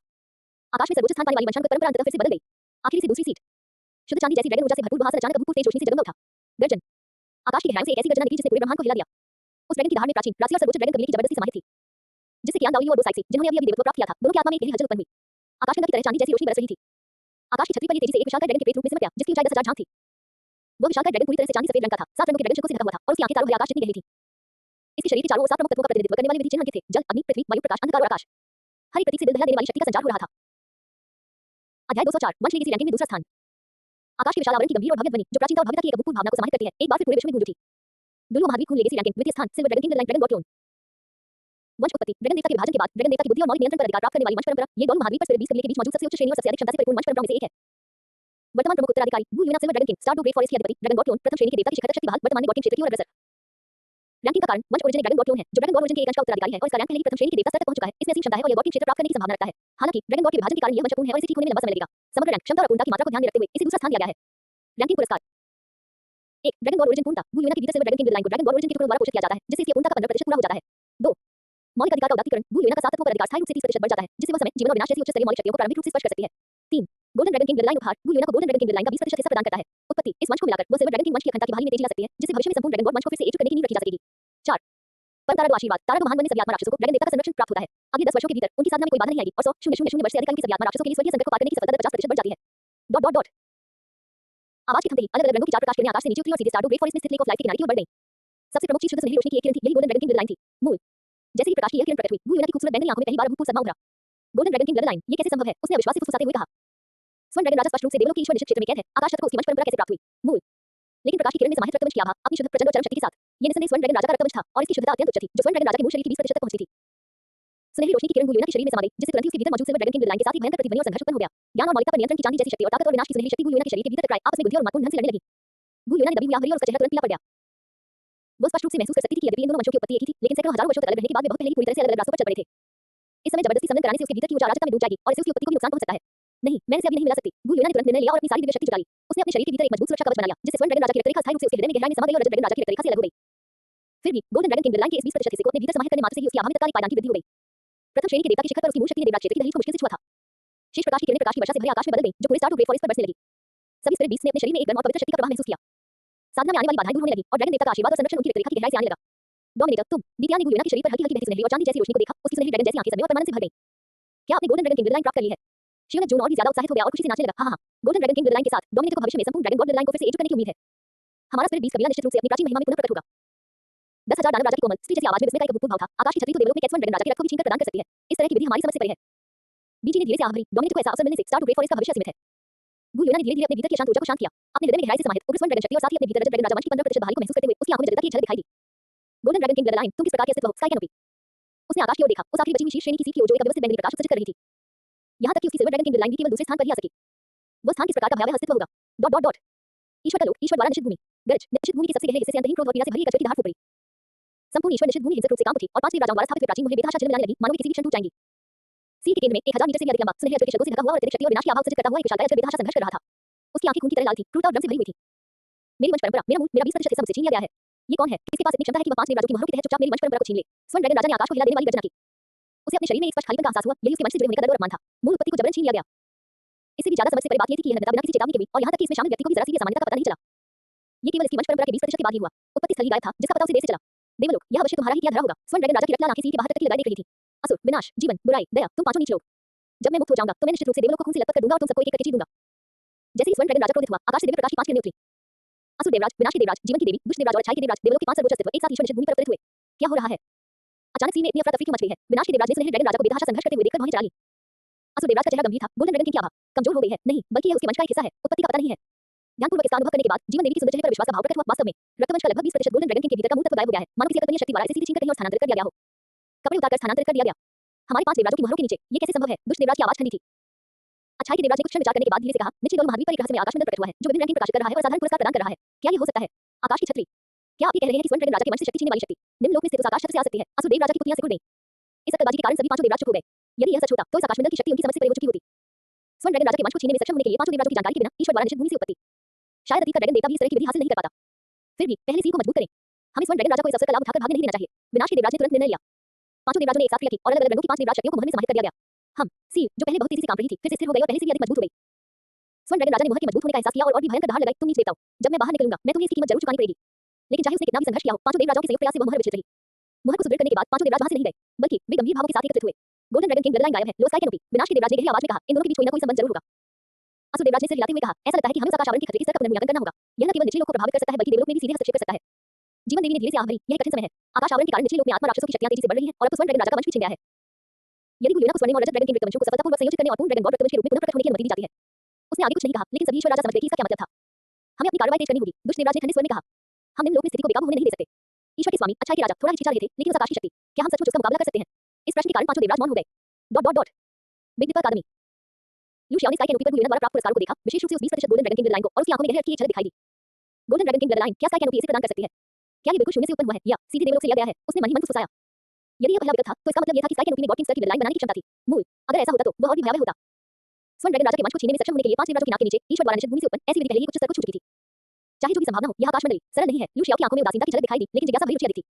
उसने स्काई कैनोपी की आखिरी सीट की ओर देखा, सबसे ऊंची सीट जिससे एक अव्यवस्थित बैंगनी रोशनी निकल रही थी। Silver dragon king blood line भी केवल दूसरे स्थान पर ही आ सकती है। तो फिर सबसे पहली बात क्या हो सकती है? लू शियाओ ने धीरे से कहा। अध्याय 205 रहस्यमय संख्या 1। Boom boom boom. आकाश के ऊपर वंशानुक्रम की रैंकिंग। अंतिम सीट की अराजक बैंगनी रोशनी पहले ही चरम सीमा तक तीव्र हो चुकी थी। वो प्रकाश ऊर्जा की एक साधारण अभिव्यक्ति नहीं थी, बल्कि एक प्रकार की सबसे मौलिक आभा थी जो ब्रह्मांड की शुरुआत से उस समय से आती हुई प्रतीत होती थी जब सभी चीजें विभाजित नहीं हुई थी। कितना भयानक माहौल है। वंशानुक्रम में पहले स्थान पर रहने वाला यह व्यक्ति आखिर कौन है जो इतना शक्तिशाली है? क्या ये बिग दीपक आदमी हो सकती है? उद्धरण चिन्ह डॉट डॉट डॉट उद्धरण चिन्ह। दोनों महाद्वीप के सभी जीवित प्राणियों ने अपनी आत्मा की गहराई से उत्पन्न होने वाली एक तीव्र धड़कन महसूस की। यह विस्मय और तुच्छता की भावना थी जो जीवन में सहज रूप से उत्पन्न होती है जब उसे उच्च आयामी अस्तित्व का सामना करना पड़ता है। यहाँ तक कि कियान दाओलियो और वो सेक्सी भी, जो अभी देवत्व प्राप्त कर चुके थे। यहाँ तक कि गुलियोना जिसकी शक्ति चरम पर पहुंच गई थी और एक देव राजा की दलील को छू चुकी थी, उसने भी इस क्षण अपनी सांस रोकी। अराजकता की उस बैंगनी प्रकाश की लकीर को बिना पलक झपकाए घूरते हुए सभी जीव स्तब्ध रह गए और देवता भी संदेह करने लगे। गर्जन। आकाश की गहराई से एक ऐसी गर्जना फूट पड़ी जिसका वर्णन किसी भी भाषा में नहीं किया जा सकता था। वो दहाड़ न तो किसी अजगर के मंत्रोच्चार जैसी थी, नहीं किसी बाघ की दहाड़ जैसी, और नहीं किसी ज्ञात जीवित प्राणी की दहाड़ जैसी थी। यह एक आदिम ध्वनि थी जिसमें अराजकता, हिंसा, अदम्य भावना और प्रभुत्व समाहित थे। Bang bang bang. अचानक बैंगनी रंग की अराजक रोशनी फट पड़ी। आकाश के ऊपर एक अवर्णीय प्रेत प्रकट हुआ। वो प्रेत दिखने में बंदर जैसा था, फिर भी बंदर नहीं, दानव जैसा था, फिर भी दानव नहीं। उसका पूरा शरीर गहरे सुनहरे बालों से ढका हुआ था। उसकी मांसपेशियां आदिम दिव्य पर्वतों की तरह गठीली थी और उसकी आंखें सूर्य और चंद्रमा की तरह चमकदार थीं। उसके माथे के बीचों बीच बना एक ऊर्ध्वाधर बैंगनी सुनहरा निशान दुनिया को बनाने की शक्ति का विकिरण कर रहा था। सबसे चौंकाने वाली बात यह थी कि उस प्रेत के पीछे 4 और भी प्राचीन और विशालकाय दानव मानव प्रेत स्पष्ट रूप से प्रकट हुए। पहला रूपांतरण में निपुण था, दूसरा yin और yang को समझता था, तीसरा सूर्य और चंद्रमा को समझ सकता था और चौथा 1000 पहाड़ों को सिकोड़ सकता था। और उन 4 बंदरों के ऊपर एक परम दानव बंदर का प्रेत था जो इतना धुंधला था कि उसे देखना लगभग असंभव था, फिर भी वह कैसे आभा बिखेर रहा था मानो राजता अभी शुरू हुई हो। जिस क्षण ये प्रेत पूरी तरह से प्रकट हुआ, पूरे दोनों महाद्वीप का आकाश हिंसक रूप से कांपने लगा। आकाश की छतरी के चारों ओर अनगिनत स्थानीय दरारें फैल गईं, मानो ये दुनिया इस वंश की पूर्ण अभिव्यक्ति को सहन नहीं कर सकती थी। आकाश की भव्य और विशाल ध्वनि अभूतपूर्व गंभीरता और विस्मय के साथ पूरी दुनिया में गूंज उठी। दुलु महाद्वीप वंशानुक्रम रैंकिंग नंबर 21 में कैपिटल लाइन सांसारिक अराजकता के 4 बंदरों का मूल वंश उत्पत्ति अराजकता की पहली बार खुलने पर उत्पन्न हुए पहले दानव वानर उत्पत्ति खंड से निर्मित ये सांसारिक अराजकता के 4 बंदरों लिंग स्टोन मंकी टोम्बी वानर चिचरी हॉस मंकी 6 कान वाला मकाक की सामान्य उत्पत्ति है। इसमें अराजकता शक्ति रूपांतरण यिनो यांग और अंतरिक्ष समय जैसे सर्वोच्च नियमों के अंश समाहित हैं और इसका दर्जा ईश्वर राजा से भी ऊपर है जो सीधे राजकता की मार्ग की ओर इंगित करता है। वर्तमान प्रख्यात उत्तराधिकारी सन वुकोंग विद्युत अकादमी में शिक्षक लेवल 99 आक्रमण प्रणाली सीमा विरोध शीर्षक क्यूटियन वंश की स्थिति इसमें 1% अराजक जादू वानर वंश मौजूद है। वंश सुप्त अवस्था में है वर्तमान में केवल 0.1% सक्रिय है वास्तविक शक्ति का प्रयोग करने में असमर्थ है। रैंकिंग का कारण वंश ओरिजिन अराजकता के आरंभिक चरण से ही प्रकट होने वाला पहला दानव वानर है जिसका पद ईश्वर राजा से भी श्रेष्ठ है जो सीधे राजकता की मार्ग की ओर इंगित करता है जिसमें असीम क्षमता है और सैद्धांतिक रूप से राजकता दानव देवता का दर्जा प्राप्त करने की संभावना है। हालांकि ये वंश इतना श्रेष्ठ है कि डॉल स्टार पर विश्व के नियमों द्वारा इसे दबा दिया गया है। उत्तराधिकारी की क्षमता वर्तमान में केवल 0.1% सक्रिय है और जागृति की शक्ति अत्यंत कठिन है। पद क्षमता और वर्तमान स्थिति को देखते हुए इसे प्रथम स्थान दिया गया है। रैंकिंग पुरस्कार 1 वंशानुक्रम जागृति सन वुकोंग की 1% कैस में कैपिटल लाइन पूरी तरह से सक्रिय हो जाती है जिससे सुप्त अवस्था पूरी तरह से टूट जाती है और ब्लड लाइन शक्ति पहली बार प्रकट होती है। 2 शारीरिक शरीर का पुनर्निर्माण पुरस्कार अराजकता शरीर का सुदृढ़ीकरण सन वुकोंग का भौतिक शरीर अराजकता ऊर्जा के सुदृढ़ीकरण के तहत एक आवश्यक परिवर्तन से गुजरेगा जिससे वह भौतिक शरीर के माध्यम से संत बनने की स्तर तक पहुंच जाएगा जो दिव्य कला प्रयोग का प्रयोग करने में सक्षम होगा। 3 विशिष्ट दिव्य क्षमता अराजकता दानव वानर प्रतिभा दिव्य क्षमता कानून स्वर्ग और पृथ्वी प्राथमिक को जागृत करता है। 100 दानव वानर के वास्तविक शरीर में रूपांतरित हो सकता है जिसकी उद्देश्य शक्ति बढ़ जाती है। 4 वेद आशीर्वाद विद्युत अकादमी के सभी शिक्षकों और छात्रों की साधना की गति अगले 3 वर्षों में 100% बढ़ जाएगी और बोतलने को तोड़ने की कठिनाई 50% कम हो जाएगी। डॉट डॉट डॉट जब आकाश की आवाज थम गई पूरा डोलवो महाद्वीप अभूतपूर्व सन्नाटे में डूब गया। एक ऐसी खामोशी जो सिल्वर ड्रैगन के ब्लड लाइन के दूसरे स्थान पर होने के समय से भी कहीं अधिक व्यापक गहरी और चौंकाने वाली है। इस क्षण सभी जीवित प्राणियों के मस्तिष्क ने सोचना बंद कर दिया। कैस मैजिक ब्लड लाइन सांसारिक अराजकता के 4 बंदरों की उत्पत्ति क्या है? कैस के खुलने के समय का पहला दानव वानर कौन था? ईश्वर राजा से भी श्रेष्ठ पद जो सीधे राजकता की मार्ग की ओर इशारा करता है। इनमें से प्रत्येक शब्द एक भारी हथौड़ी की तरह था जो किसी के विश्व दृष्टिकोण पर बेरहमी से प्रहार कर रहा था। और सबसे हैरान करने वाली बात इतनी भयानक वंश परंपरा का केवल 0.1% हिस्सा ही वर्तमान में सक्रिय है। और क्या सिर्फ इस 1% सुप्त वंशानुक्रम पर निर्भर रहकर यह सिल्वर ड्रैगन के वंशानुक्रम को पीछे छोड़कर शीर्ष स्थान हासिल कर सकता है? तो अगर किसी के पास कैस मैजिक ब्लड लाइन का 100% हिस्सा हो तो वह किस तरह का दृश्य होगा? ईश्वर राजा से भी श्रेष्ठ सीधे राजकता की मार्ग की ओर इशारा करते हुए dot dot dot spirit city उपासना कक्ष के सामने कियान दाओयू अभी एक देवता बने थे और वे अपनी संतुष्टि के चरम पर थे। लेकिन इस समय अराजकता दानव वानर प्रेत द्वारा उत्सर्जित आभा को महसूस करते हुए प्रकाश देवता दूत उसके शरीर में विद्यमान दिव्य शक्ति थोड़ी कांप रही थी। ये दमन जीवन के स्तर से ही उत्पन्न हुआ था। ईश्वर राजा से भी बढ़कर इस दुनिया में क्या सचमुच ऐसा कोई अस्तित्व है? कियान दाओयू की आवाज शुष्क थी। उसे अचानक यह आभास हुआ कि तृतीय श्रेणी का देवता उन्होंने अभी जो ईश्वरीय पद प्राप्त किया था वह ऐसे वंश के सामने चमकीले चंद्रमा की तुलना में एक जुगनू के समान था। डॉट डॉट डॉट पोप के सर्वोच्च महल के सामने बीबी डोन के चेहरे के भाव को अब बदसूरत नहीं कहा जा सकता था। ये घोर निराशा और हताशा का माहौल था। कैस डेमन है गॉड किंग को भी मात देता है बिग दीपा अकादमी। वह अपने आप से बुदबुदा रही थी। हर शब्द उसके दिल को भेदने वाली बत्ती धार की तरह चुभ रहा था। उसने शुरू में सोचा था कि एक बार जब वो राक्षस देव का पद प्राप्त करेगी तो वह कियान दाओयू और बोसाइक्सी को दबाने में सक्षम होगी और शायद उसे गुरुना से मुकाबला करने का भी मौका मिलेगा। पर अब एक ऐसा अस्तित्व जिसमें कैस मैजिक ब्लड लाइन का केवल 1% ही मौजूद था और पूर्ण रूप से जागृत होने पर वह पहले ही गॉड किंग रैंक को पार कर चुका था। ये खत्म हो गया, सब कुछ खत्म हो गया। बीबी डोन एक कदम पीछे लटका गई और महल के दरवाजे को पकड़कर बड़ी मुश्किल से खुद को स्थिर कर पाई। बिग दीपा अकादमी में ऐसे व्यक्तित्व के रहते हुए इस महाद्वीप पर और कौन इसका मुकाबला कर सकता है? Dot dot dot fear sky संप्रदाय पर्वत शिखर पर स्थित तानचेन ने आकाश की छत पर स्थित राजकता दानव वानर प्रेत की ओर देखा और उसकी उतार चढ़ाव से भरी आंखों में निराशा के अलावा और भी बहुत कुछ था। राहत की भावना अधिक थी। तो यही असली शिखर है। वह धीरे से हंस पड़ा। मैं तानचेन ने अपना जीवन दिव्यत्व प्राप्त करने की साधना में व्यतीत किया ये सोचकर कि दैवीय पद ही अंतिम लक्ष्य है लेकिन अब दैवीय पद से ऊपर ईश्वर राजा है और ईश्वर राजा से ऊपर राजकता है। मेरा जीवन बहुत ही महत्वहीन है उसे अचानक महसूस हुआ। इन वर्षों में उनकी दृढ़ता और इच्छा इस समय बेहद हास्यास्पद लग रही थी। डॉट डॉट डॉट समुद्री देवता द्वीप बोसाइक्सी समुद्र के ऊपर स्थित था। उसकी नीली आंखों में राजकता के दानव वानर की परछाई प्रतिबिंबित हो रही थी। ईश्वर राजा को भी पीछे छोड़ते हुए सीधे राजकता की ओर इशारा करते हुए उसने धीरे से खुद से कहा स्काई कैनोपी क्या यही वो नया युग है जिसे आप हमें दिखाना चाहते हैं? उसे अचानक एहसास हुआ कि उसने और कियान दाओयू ने जो तृतीय श्रेणी की देवी का पद प्राप्त किया है वह इस नए युग में केवल एक आरंभिक बिंदु हो सकता है। Dot dot dot big dipper अकादमी back mountain martial arts field 8 feet लंबा मजबूत कद वाला और दम्य भावना से भरा चेहरा लिए एक अधीर उनका व्यक्ति जमीन पर पालथी मारकर बैठा था और आकाश की ओर देखते हुए अपने कानों डाल चला रहा था। वह सन वुकोंग था। मेरी वंश परंपरा अराजकता का दानव बंदर सांसारिक अराजकता के 4 बंदर यह क्या है? बूढ़ा सूर्य इसे क्यों नहीं जानता? सन वुकोंग ने अपना सिर झुकाया और असमंजस भरी नजरों से देखने लगा। जब वह असमंजस में था तभी आकाश से अलग-अलग रंगों की 4 प्रकाश किरणें नीचे उतरी। पहला कैस पर ब्लड लाइन एक्टिवेशन बीम तुरंत सन वुकोंग के शरीर में समाहित हो गया। बूम सन वुकोंग को ऐसा लगा जैसे उसके शरीर के अंदर कुछ फट गया हो। यह एक भयानक शक्ति थी जो उसके वंश की गहराई में सो रही थी जिसे उसने खुद भी नहीं पहचाना था। इस शक्ति के जागृत होने के साथ उसके शरीर में अभूतपूर्व परिवर्तन होने लगे। उसकी मांसपेशियां और अधिक कसबई और शक्तिशाली हो गईं और उसकी हड्डियों से चटकने जैसी आवाजें आने लगीं। उसकी त्वचा की सतह पर हल्के गहरे सुनहरे रंग के पैटर्न दिखाई दिए और उसके माथे के बीचों बीच बैंगनी सुनहरा ऊर्ध्वाधर निशान बार-बार प्रकट और गायब हो रहा था। अध्याय 206 अगली रैंकिंग का पूर्वावलोकन। सबसे स्पष्ट बदलाव उनके व्यक्तित्व की आभा में आया। आध्यात्मिक शक्ति इस ब्लड लाइन पावर के प्रभाव से लेवल 99 पर मौजूद अर्चन कागज की तरह आसानी से चकनाचूर हो गई। स्तर 100 दिव्य पद और सुधार यही नहीं रुका। स्तर 101 स्तर 102 स्तर 103 प्रथम श्रेणी के देवता के स्तर तक पहुंचने के बाद ही सुधार की गति धीरे-धीरे कम होने लगी। एक दूसरी किरण अराजकता का एक दूसरा स्तंभ शरीर को मजबूत करने वाली रोशनी नीचे उतरी। सन वुकोंग का शरीर अराजकता की ऊर्जा से गिर गया और उसने एक गहरे स्तर पर रूपांतरित होना शुरू कर दिया। तीसरी और चौथी किरणें क्रमानुसार नीचे उतरी जिससे दिव्य क्षमता प्राप्त हुई। जागृति बिग दीपा अकादमी का आशीर्वाद। जब सारी किरणें थम गईं तो सन वुकोंग धीरे-धीरे खड़ा हो गया। हालांकि उनके रूप रंग में ज्यादा बदलाव नहीं आया था लेकिन उनके पूरे स्वभाव में एक अभूतपूर्व परिवर्तन आ गया था। उनकी आंखें जो पहले से ही उज्ज्वल और वेदिक थी अब तारों की तरह चमक रही थी। वह जिधर भी देखता अंतरिक्ष थोड़ा विकृत हो जाता था। हालांकि उसने जानबूझकर अपने शरीर से आभा उत्सर्जित करने की कोशिश की थी फिर भी उसके कारण आसपास की हवा पहाड़ की तरह भारी महसूस हो रही थी। तो यही है उस सन की असली शक्ति। सन वुकोंग ने अपनी मुट्ठियां भींच लीं अपने शरीर के भीतर विशाल सागर जैसी गर्जनापूर्ण शक्ति का अनुभव करते हुए। उनकी आंखों में एक पल के लिए एहसास की चमक कौंधी जिसके बाद उन्हें बेतहाशा खुशी का अनुभव हुआ। हाँ बढ़िया बढ़िया बढ़िया। उसने आकाश की ओर देखकर हंसते हुए कहा उसकी आवाज उम्मीद के दायरे में गूंज उठी। आज से बुरा सूर्य चाहता है कि पूरी दुनिया जाने स्वर्ग के संतुल्य महान ऋषि लौट आए हैं। सुन वुकोंग बधाई हो। एक मधुर आवाज सुनाई दी। यूशियाओ किसी को पता चले बिना ही प्रशिक्षण मैदान में पहुंच गया था। लीवाई दुगुयान निंगोंग ये लिंग और बिग दीपा अकादमी के अन्य प्रमुख सदस्य भी तुरंत वहां पहुंच गए। सभी के चेहरे आश्चर्य और खुशी से भरे हुए थे। अध्यापक तुम अपनी असली ताकत को इस हद तक छिपा रहे थे। निंगोंग ने सन वुकोंग के दिल की धड़कन बढ़ा देने वाले आभामंडल को देखा उसकी वाणी थोड़ी लड़खड़ा गई। ये लिंग ने भी आह भरी कैस magic blood line god king से भी आगे। गुरुजी आपने इसे बहुत गहराई से छिपाया। सन वुकोंग ने अपना सिर झुकाया और हंसते हुए कहा सच कहूं तो बुरे सन को इसके बारे में पता भी नहीं था। मैं बस थोड़ा ज्यादा ताकतवर थोड़ा ज्यादा मजबूत और लड़ने में बेहतर हूं। किसे पता था कि यह वंश इतना अद्भुत है। लीवाई ने अपना शराब का घड़ा पकड़ा एक घूंट लिया और हंसते हुए कहा क्या गजब का राजकता दानव बंदर है। क्या गजब का महान ऋषि है जो स्वर्ग के समान है। आज से हमारी बिग दीपा अकादमी सचमुच स्वर्ग के समान शक्ति से संपन्न है। दुगुयान की खूबसूरत आंखें चमक उठी और वह मुस्कुराई टीचर्स ब्रेकथ्रू के साथ हमारी बिग दीपा अकादमी की ताकत और भी बढ़ गई है। लू शियाओ ने सन वुकॉन्ग की ओर देखा। उसकी आंखों में एक गंभीर भाव झलक रहा था। सन वुकॉन्ग, हालांकि तुम्हारी वंश परंपरा अभी केवल 1% ही सक्रिय हुई है, लेकिन ये तो बस शुरुआत है। सन वुकॉन्ग ने भारी मन से सिर हिलाया। चिंता मत करो, डीन। बूढ़ा सन समझता है, आज से मैं लगन से साधना करूंगा और इस वंश की असली शक्ति को जल्द से जल्द हासिल करने का प्रयास करूंगा। लू शियाओ ने हल्के से सिर हिलाया और आकाश की ओर देखा। इस समय वंशानुक्रम रैंकिंग में सभी पदों की घोषणा हो चुकी थी। गहरा सुनहरा प्रकाश धीरे-धीरे आकाश की छतरी पर घूमने और इकट्ठा होने लगा, मानो अगली सूची तैयार हो रही हो। वंश रैंकिंग समाप्त हो गई है। लू शियाओ ने धीरे से मन ही मन कहा, अगली सूची क्या होगी? पूरे डोलू महाद्वीप में अनगिनत निगाहें आकाश के आवरण पर टिकी हुई थी। हर कोई जानता था, ब्लडलाइन रैंकिंग की घोषणा ने महाद्वीप का पूरा परिदृश्य ही बदल दिया था और अगली सूची निश्चित रूप से और भी तीव्र प्रतिस्पर्धा और दूरगामी बदलावों को जन्म देगी। Star to great forest, lake of life, दीप्तियान का विशालकाय ड्रैगन शरीर झील के पानी में जमा हुआ खड़ा था। उसकी सुनहरी ड्रैगन जैसी आंखें आकाश में विराजमान राजकतावादी दानव मानव के प्रेत को टकटकी लगाकर देख रही थी और पहली बार उसकी पुतलियों की गहराई से भय नामक एक भावना उभरी। ये किसी शक्तिशाली शत्रु से सावधान रहना या मृत्यु का भय नहीं था। यह एक सहज कपकपी थी जो उसके रक्त के सबसे गहरे हिस्से से उत्पन्न हुई जब उसे एक उच्चायामी अस्तित्व का सामना करना पड़ा। प्रभु, स्वामी, उस अराजक दानव मानव की आभा, मेरी सुनहरी आंखों वाली काली ड्रैगन राजा वंश कांप रही है। ये प्रतिष्ठा का पूर्ण दमन है। दीप्तियान ने गंभीरता से बुदबुदाया। गू यूना झील के किनारे खड़ी थी। शाम की हवा में उसके लंबे चांदी जैसे बाल हल्के से लहरा रहे थे। उसका बेहद खूबसूरत चेहरा अभूतपूर्व गंभीरता से भरा हुआ था। कैसे अमन है। अराजकता की शुरुआत में पहला दानव मानव, जिसका दर्जा ईश्वर राजा से भी ऊपर है, जो सीधे राजकता की मार्ग की ओर इशारा करता है। गू यूना ने इन शब्दों को धीरे से दोहराया। उसने धीरे-धीरे अपनी आंखें बंद कर ली और आकाश की छतरी के प्रकट होने के बाद से उसके मन में चल रहे दृश्यों को दोहराने लगी। गहरा सुनहरा ड्रैक्लो भालू वंश 10वें स्थान पर था। दुष्ट दृष्टि अत्याचारी वंश 9वें स्थान पर था। गहरे समुद्र का दानव में राजा दिव्य पशु वंशानुक्रम 8वें स्थान पर था। और ये सभी वंश जिन्हें डोलू महाद्वीप में शीर्ष स्तर का कहा जा सकता था, अंततः उस राजा जादू वाले मानव वंश द्वारा दबा दिए गए थे। दीप्तियान, क्या तुम्हें हमारी पिछली अटकलें याद हैं? गू यूना ने अपनी आंखें फिर से खोली। उसकी बैंगनी आंखों में गहरी रोशनी झिलमिला रही थी। दीप्तियान ने गहरी सांस ली, अपने शरीर में उमड़ रही रफ्तार को शांत करने की कोशिश करते हुए, क्या गुरुजी का मतलब उस तरह से है कि बेटे पर आदमी के भी शक्तिशाली लोग डोलू महाद्वीप या यहां तक कि देवलों के मूल निवासी नहीं हो सकते हैं? गू यूना ने धीरे से सिर हिलाया और बेटे पर आदमी की ओर देखा। सन वुकॉन्ग, लू शियाओ, ली बाई, लू गो। इन लोगों की साधना प्रणालियां, युद्धशैलियां और आध्यात्मिक विशेषताएं डोलू महाद्वीप की पारंपरिक प्रणालियों से मौलिक रूप से भिन्न है। वह थोड़ी देर रुकी, फिर बोली, सन वुकॉन्ग की कैस्मेटिक ब्लडलाइन को स्काई कैनोपी द्वारा भी एक ऐसे मूल के रूप में स्वीकार किया जाता है जो गॉड किंग से भी श्रेष्ठ है, जो सीधे कैसा की ओर इशारा करता है।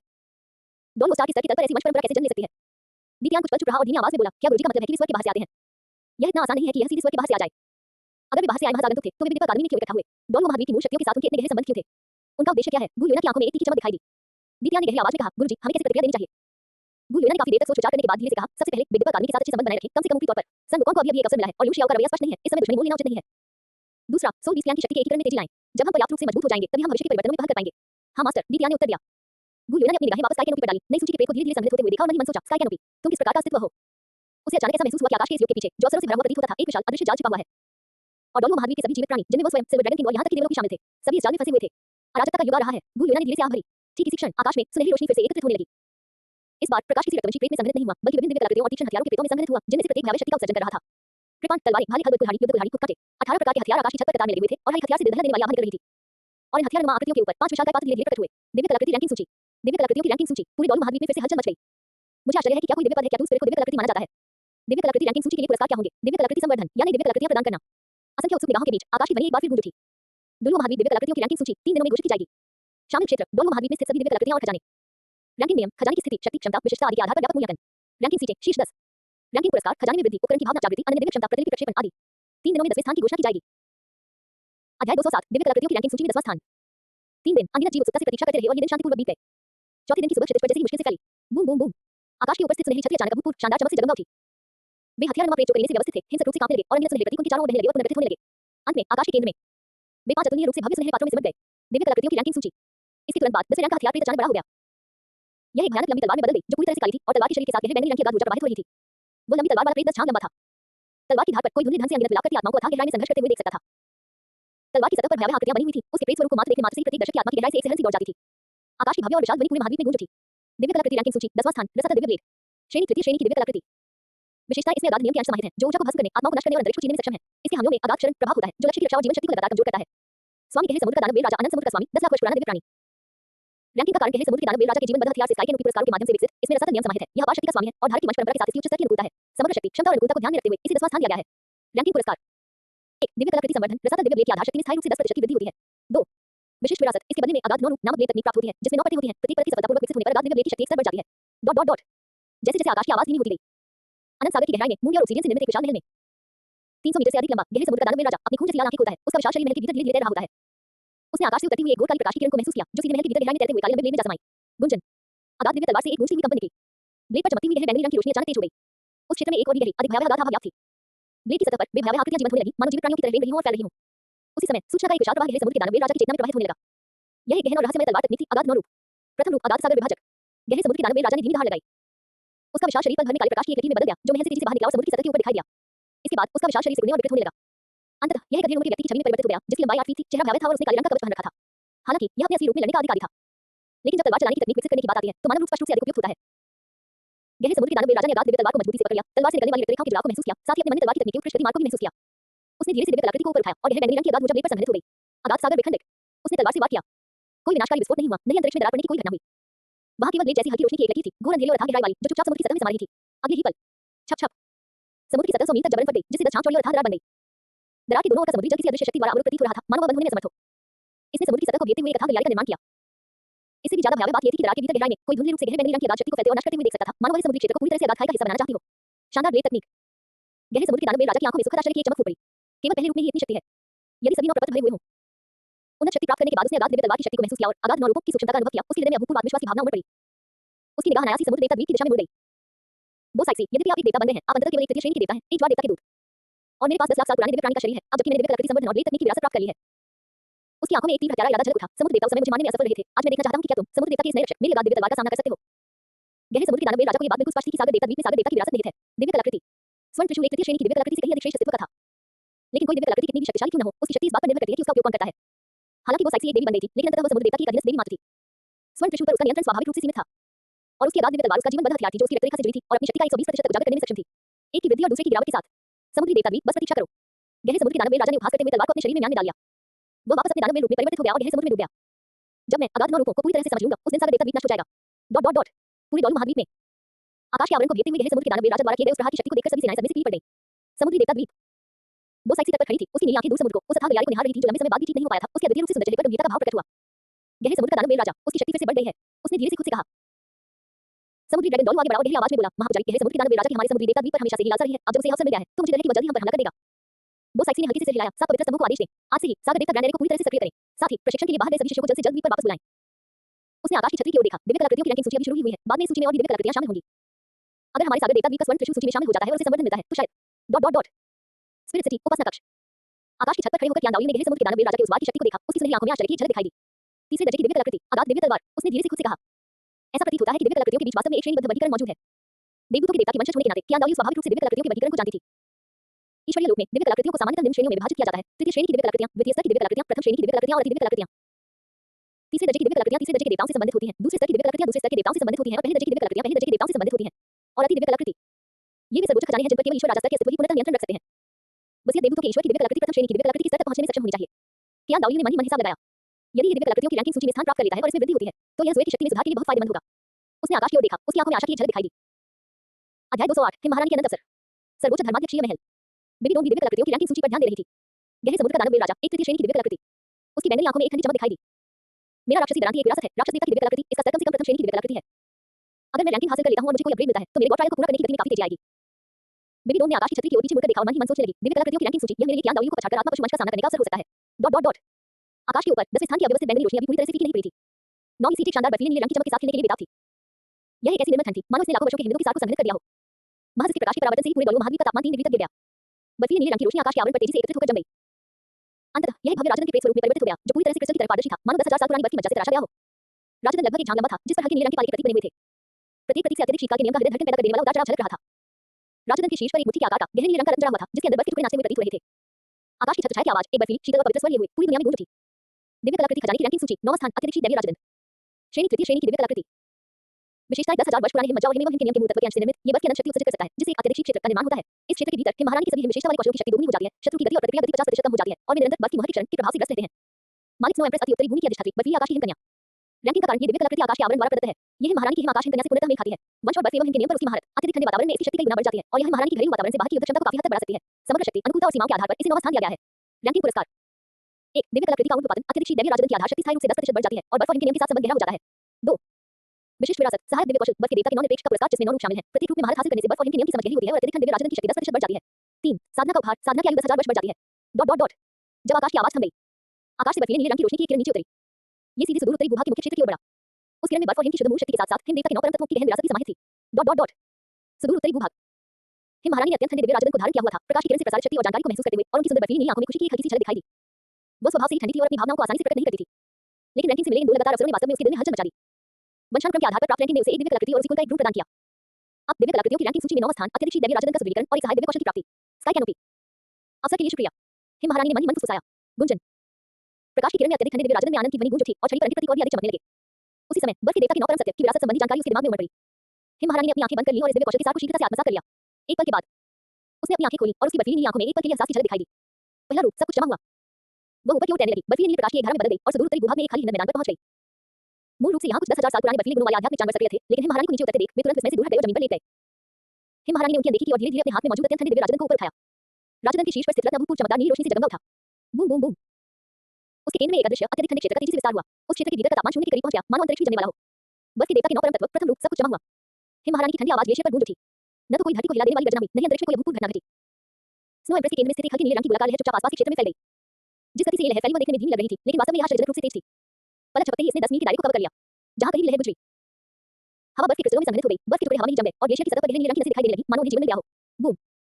10 मील के दायरे में स्थित पूरा इलाका पल भर में एक पूर्णतः जमी हुई दुनिया में बदल गया। सब कुछ स्थिर था, समय थम गया था। इस समय केवल अत्यधिक ठंड का नियम ही हर चीज पर हावी था। बर्फ की महारानी जमी हुई दुनिया के केंद्र में खड़ी थी। उसके लंबे बाल लहरा रहे थे और उसने दिव्य कलाकृति को धारण कर रखा था।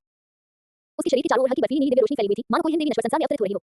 पहले रूप में पहले से ही इतनी शक्ति मौजूद है। हिम महारानी ने अभी हुए उस प्रहार से खर्च हुई शक्ति और उसके प्रभाव को महसूस किया। उसकी बर्फीली नीली आंखों में संतुष्टि का भाव दिखाई दिया। बर्फ के देवता के 9 परम तत्व वास्तव में एक योग्य सहायक दिव्य कौशल है। इसका अतिरिक्त दैवीय राजदंड के साथ संयोजन परिपूर्ण कहा जा सकता है। उसने अपने हाथ में मौजूद दिव्य कलाकृति पर नीचे देखा। छड़ी पर बने बर्फीले चिन्ह और भी अधिक चमकदार हो गए थे। हिम महारानी ने छड़ी को धीरे से सहलाया। उनकी आंखों में कोमलता की एक झलक दिखाई दी। अब से तुम और मैं कंधे से कंधा मिलाकर लड़ने वाले साझीदार होंगे। अत्यधिक ठंडे दिव्य राजदंड से हल्की सी गूंज निकली, मानो वह उसे जवाब दे रहा हो। Dot dot dot. हिम महारानी के सब कुछ जम गया। नाम प्रहार की शक्ति को आकाश के आवरण के माध्यम से देखने के बाद संपूर्ण डोल महाद्वीप एक बार फिर से कोलाहल और विस्मय से भर गया। 9वां स्थान, हिम महारानी का अत्यंत ठंडा दिव्य राजदंड। हे भगवान, पल भर में 10 मील का इलाका जम गया। 10,000 साल पुराने स्पिरिट बीस्ट भी इसका सामना नहीं कर सकते। ये शक्ति सुदूर उत्तरी भूमि में हिम महारानी शायद पहले से ही एक ईश्वर स्तरीय विशेषज्ञ को टक्कर देने में सक्षम है ना? स्नो एम्प्रेस कितनी भाग्यशाली है। ब्लडलाइन रैंकिंग से इनाम मिला और अब वो डिवाइन आर्टिफैक्ट रैंकिंग पर भी है। अवसर की इन दो लहरों के संयोजन से उसकी शक्ति में काफी वृद्धि हुई है। मुख्य बात यह है कि ये दिव्य कलाकृति मूल रूप से आकाशमंडल द्वारा प्रदान की गई थी और अब आकाशमंडल द्वारा इसे फिर से मजबूत किया गया है। यह एक सकारात्मक चक्र है। उद्धरण चिन्ह डॉट डॉट डॉट उद्धरण चिन्ह। अनगिनत निगाहें सुदूर उत्तरी भूभाग पर टिकी हुई थी। वहां एशिया, भय, चिंतन और लोभ था। Star to great forest, lake of life के किनारे बीजी ने हिम महारानी के आकाश पर किए गए प्रहार की शक्ति को देखा और आश्चर्य की एक झलक उसकी आंखों में दिखाई दी। हिम महारानी और भी अधिक शक्तिशाली हो गई है। दीपिया ने गहरी आवाज में कहा, स्नो एम्प्रेस की शक्ति में सुधार हमारे पूरे 120 क्लैन के लिए एक अच्छी बात है। अन्य खूंखार जानवरों ने भी सहमति में सिर हिलाया। हालांकि वे एक ही जंगल में नहीं थे, लेकिन वे सभी 120 क्लैन के सदस्य थे। Dot dot dot. Big dipper अकादमी। लूशिया ने स्काई कैनोपी पर स्नो एम्प्रेस के प्रदर्शन को देखा और हल्के से सिर हिलाया। बर्फ के देवता के 9 परम तत्व वास्तव में एक बहुत ही अच्छा बर्फ प्रकार का दिव्य कौशल है। ऐसा लगता है कि स्काई कैनोपी के सभी पुरस्कार वास्तव में पूरी तरह से अनुकूलित हैं। लीवाई उसके बगल में खड़ा था। उसने अपना सिर झुकाया और शराब का एक घूंट लिया और हंसते हुए कहा, डीन, हिम महारानी की अवसर की लहरें सचमुच एक बात कर रही हैं। वंश क्रम से मुझे अमरता की जड़ी बूटी मिली है और दिव्य कलाकृति क्रम से मुझे मजबूती मिली है। शक्ति में सुधार की ये दर लगभग हमारी दर के बराबर पहुंच रही है। दुगुयान, निंगरोंगरान, ये निंगलों और अन्य लोग भी टावर के शिखर पर आए। दुगुयान की खूबसूरत आंखें घूमी और वो खिलखिलाकर हंस पड़ी। वरिष्ठ नाविक स्नो एम्प्रेस पहले से ही एक शीर्ष विशेषज्ञ थी और अब वो पंखों वाली शेरनी की तरह है। सुदूर उत्तरी भूमि की स्थिति भविष्य में और भी स्थिर होगी। निंगरोंगरान सोच में पड़ गई। डीन, आपको क्या लगता है हमारी अकादमी की दिव्य कलाकृतियों में कितनी सीटें समा सकती हैं? फिलहाल उसे केवल उन्हीं दिव्य कलाकृतियों के बारे में पता था जिनकी घोषणा पहले स्काई कैनोपी द्वारा की गई थी। डीन की अलौकिक कलाकृति, उत्पत्ति स्वर चक्र। उसे बाकी लोगों के बारे में कुछ भी पता नहीं था। हालांकि उसे पूरा यकीन था कि अकादमी के पास से एक दिव्य कलाकृति से कहीं अधिक वस्तुएं अवश्य होंगी। लूशिया मुस्कुराया और उसने सीधे जवाब नहीं दिया, बल्कि आकाश की ओर देखते हुए कहा, चिंता मत करो, जो अज्ञात है वही आश्चर्य है। अध्याय 209, रसातल आक्रमण। अध्याय 209, रसातल आक्रमण। हमारे डोमेन नाम ताइवान नोवेल नेटवर्क को याद रखें, जो आपके आकाश में आपका साथ देगा और आपकी खोज की प्रतीक्षा करेगा। ठीक उसी तरह जैसे संपूर्ण डोल महाद्वीप ने अपना ध्यान आकाश के आवरण पर केंद्रित कर लिया था, 8वें दिव्य कलाकृति की घोषणा की प्रतीक्षा में। सुदूर उत्तरी भूभाग में एक दूरस्थ हिमनदी घाटी के भीतर गहराई में स्थित यहाँ का स्थान अचानक सामान्य रूप से मुड़ने और लहरें बनाने लगा, मानो शांत पानी में कंकड़ फेंके गए हों। दरार एक तीखी आवाज के साथ अंतरिक्ष कांच की तरह चकनाचूर हो गया, जैसे 3 झाग चौड़ी एक विचित्र दरार दिखाई दी, जिसके किनारों से गहरे बैंगनी रंग की ऊर्जा प्रवाहित हो रही थी। दरार के अंदर डोल महाद्वीप की आध्यात्मिक शक्ति से बिल्कुल अलग एक घनी गहरे काले रंग की ऊर्जा उमड़ पड़ी। जहां से यह गुजरा, ग्लेशियर की सतह तेजी से नष्ट होकर पिघल गई। एक अजीब सी झंझनाहट की आवाज आ रही थी। हवा में सल्फर और सड़न की मिली-जुली एक घिनौनी गंध फैली हुई थी। इसके तुरंत बाद दरार से आकृतियां तेजी से बाहर निकलने लगी। इन आकृतियों के रूप में थे, कुछ विकृत मानवाकृतियों से मिलती जुलती थी, जिनकी त्वचा गहरे बैंगनी रंग की शिकड़ों से ढकी हुई थी। कुछ अन्य विशालकाय कीड़ों की तरह दिखते थे, जो लगातार संचारक बलगम स्रावित करते रहते थे। कुछ अन्य आकृतियां आकारीन काली धूल की तरह थी, जो हवा में तैरती और संघनित होती जा रही थी। उनकी एक सामान्य विशेषता ये थी कि वे सभी घनी काली ऊर्जा उत्सर्जित कर रहे थे और उनकी आंखें पागलपन, लालच और विनाश की इच्छा से भरी हुई थी। उनका नेतृत्व एक लंबा चौड़ा व्यक्ति कर रहा था, जिसका चेहरा भयावह था और माथे पर एक खड़ी आंख बनी हुई थी। उसने गहरे बैंगनी रंग का युद्ध कवच पहन रखा था और अपने पीछे हड्डियों से बनी एक नुकीली पूंछ घसीट रहा था, जिसे एक भयानक आभा निकल रही थी। सबसे आश्चर्यजनक बात वह विचित्र लंबी तलवार थी जो उसने पकड़ रखी थी, जो पूरी तरह से काली थी और उसकी धार पर गहरे लाल रंग के रक्त के निशान बने हुए थे। ये वास्तव में रसातल लोक के 9वें स्तर का स्वामी काला सम्राट था। हाँ, स्वर्ग और पृथ्वी की कितनी सघन मौलिक शक्ति, कितना अनुकूल ऊर्जा क्षेत्र। ब्लैक सम्राट ने अपनी बाहें फैलाई और सुदूर उत्तरी भूमि की ठंडी हवा को लालच से अंदर लिया। वातावरण में प्रवाहित हो रही आध्यात्मिक शक्ति को महसूस करते हुए उनके चेहरे पर परमानंद का भाव प्रकट हुआ। उसके पीछे मौजूद अगाध जीव भी उत्तेजित होकर दहाड़ने लगे और उसने आसपास की ऊर्जा को तेजी से ग्रहण करना शुरू कर दिया। कई रसातल प्रेमी सीधे हिम्मत पर ले जाते हैं, श्रावित बलगम का उपयोग करके बर्फ की परत को नष्ट करते हैं और हिम्मत के भीतर गहराई में निहित तत्वीय ऊर्जा को लालच से चूस लेते हैं। इस बीच दरार की दूसरी ओर अगाध संत स्वामी डोल महाद्वीप के बाहर गहन प्रक्षेप पथों का पता लगाने के लिए अलौकिक दिव्य कलाकृति का उपयोग कर रहा था।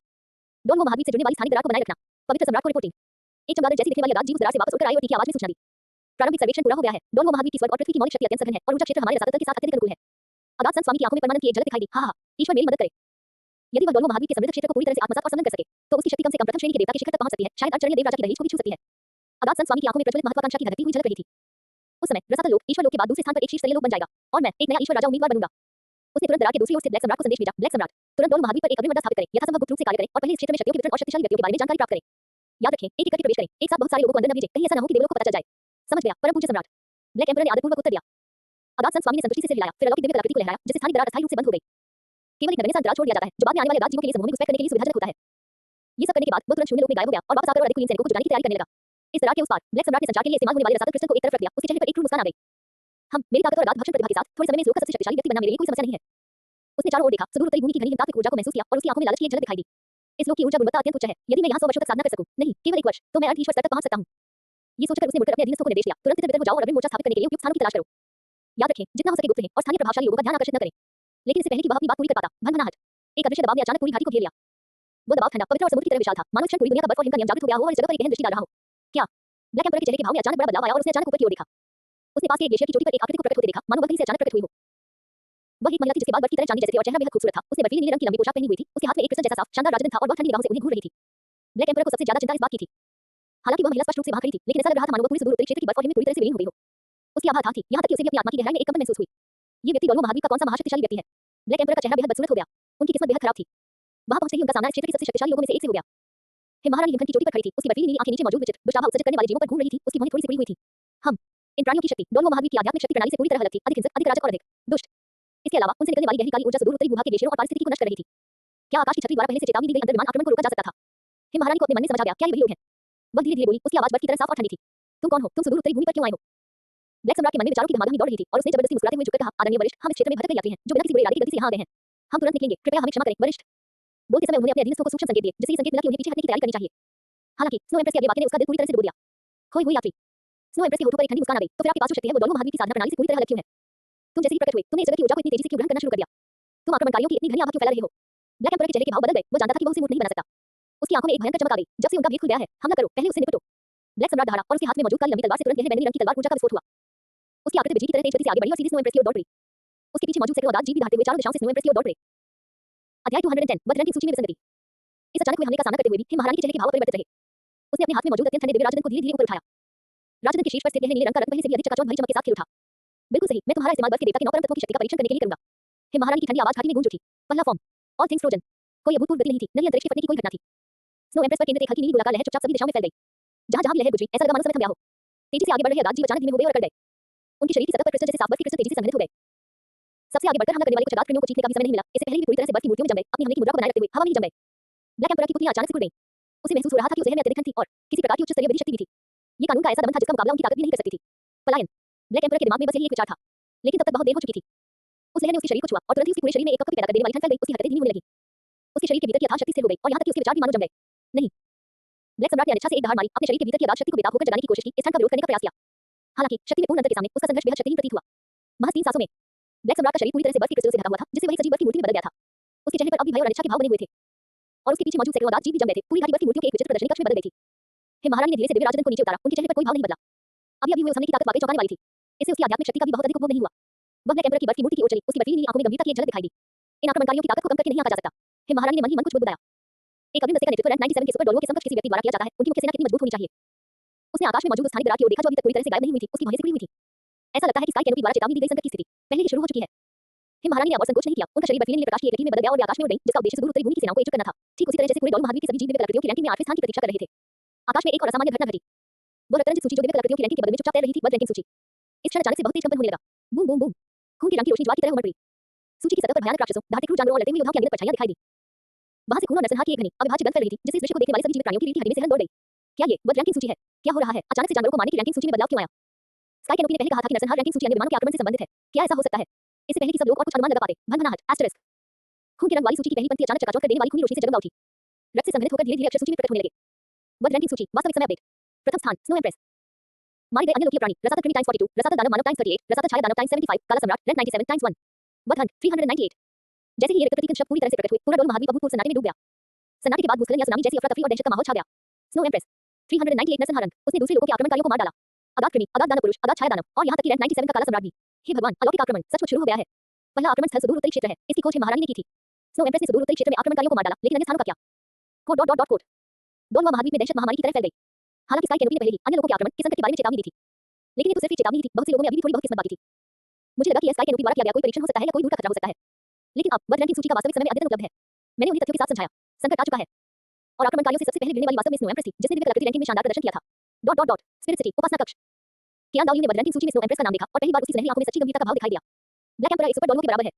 उसने मन ही मन बुदबुदाया, स्नो एम्प्रेस इतनी बड़ी अग्नि टुकड़ी का सफाया कर सकती है, उसकी ताकत वाकई अद्भुत है। उसने आकाश की छतरी की ओर देखा, उसकी निगाहें गहरी थी, ये तो बस अग्निपंखी हो सकती है। अगर दूसरे लोगों की सेना सचमुच आ गई तो आदेश भेजो। कियान दाओ यमुना, उसकी आवाज में राजसी भाव था। और स्पिरिट हाउस सभी वरिष्ठों और प्रतिष्ठित दूर धार्मिक विद्वानों से को आराधनालय में एकत्रित होने का अनुरोध है। साथ ही स्पिरिट हॉल के लिए उच्चतम स्तर की सतर्कता सक्रिय करें, सभी शाखाओं की सुरक्षा को मजबूत करें और हमारे अधिकार क्षेत्र के भीतर किसी भी सामान्य स्थान को उतार चढ़ाव पर कड़ी निगरानी रखें। हाँ, हॉल के बाहर से एक सम्मानजनक जवाब आया, सर्वोच्च धर्माध्यक्षीय महल से।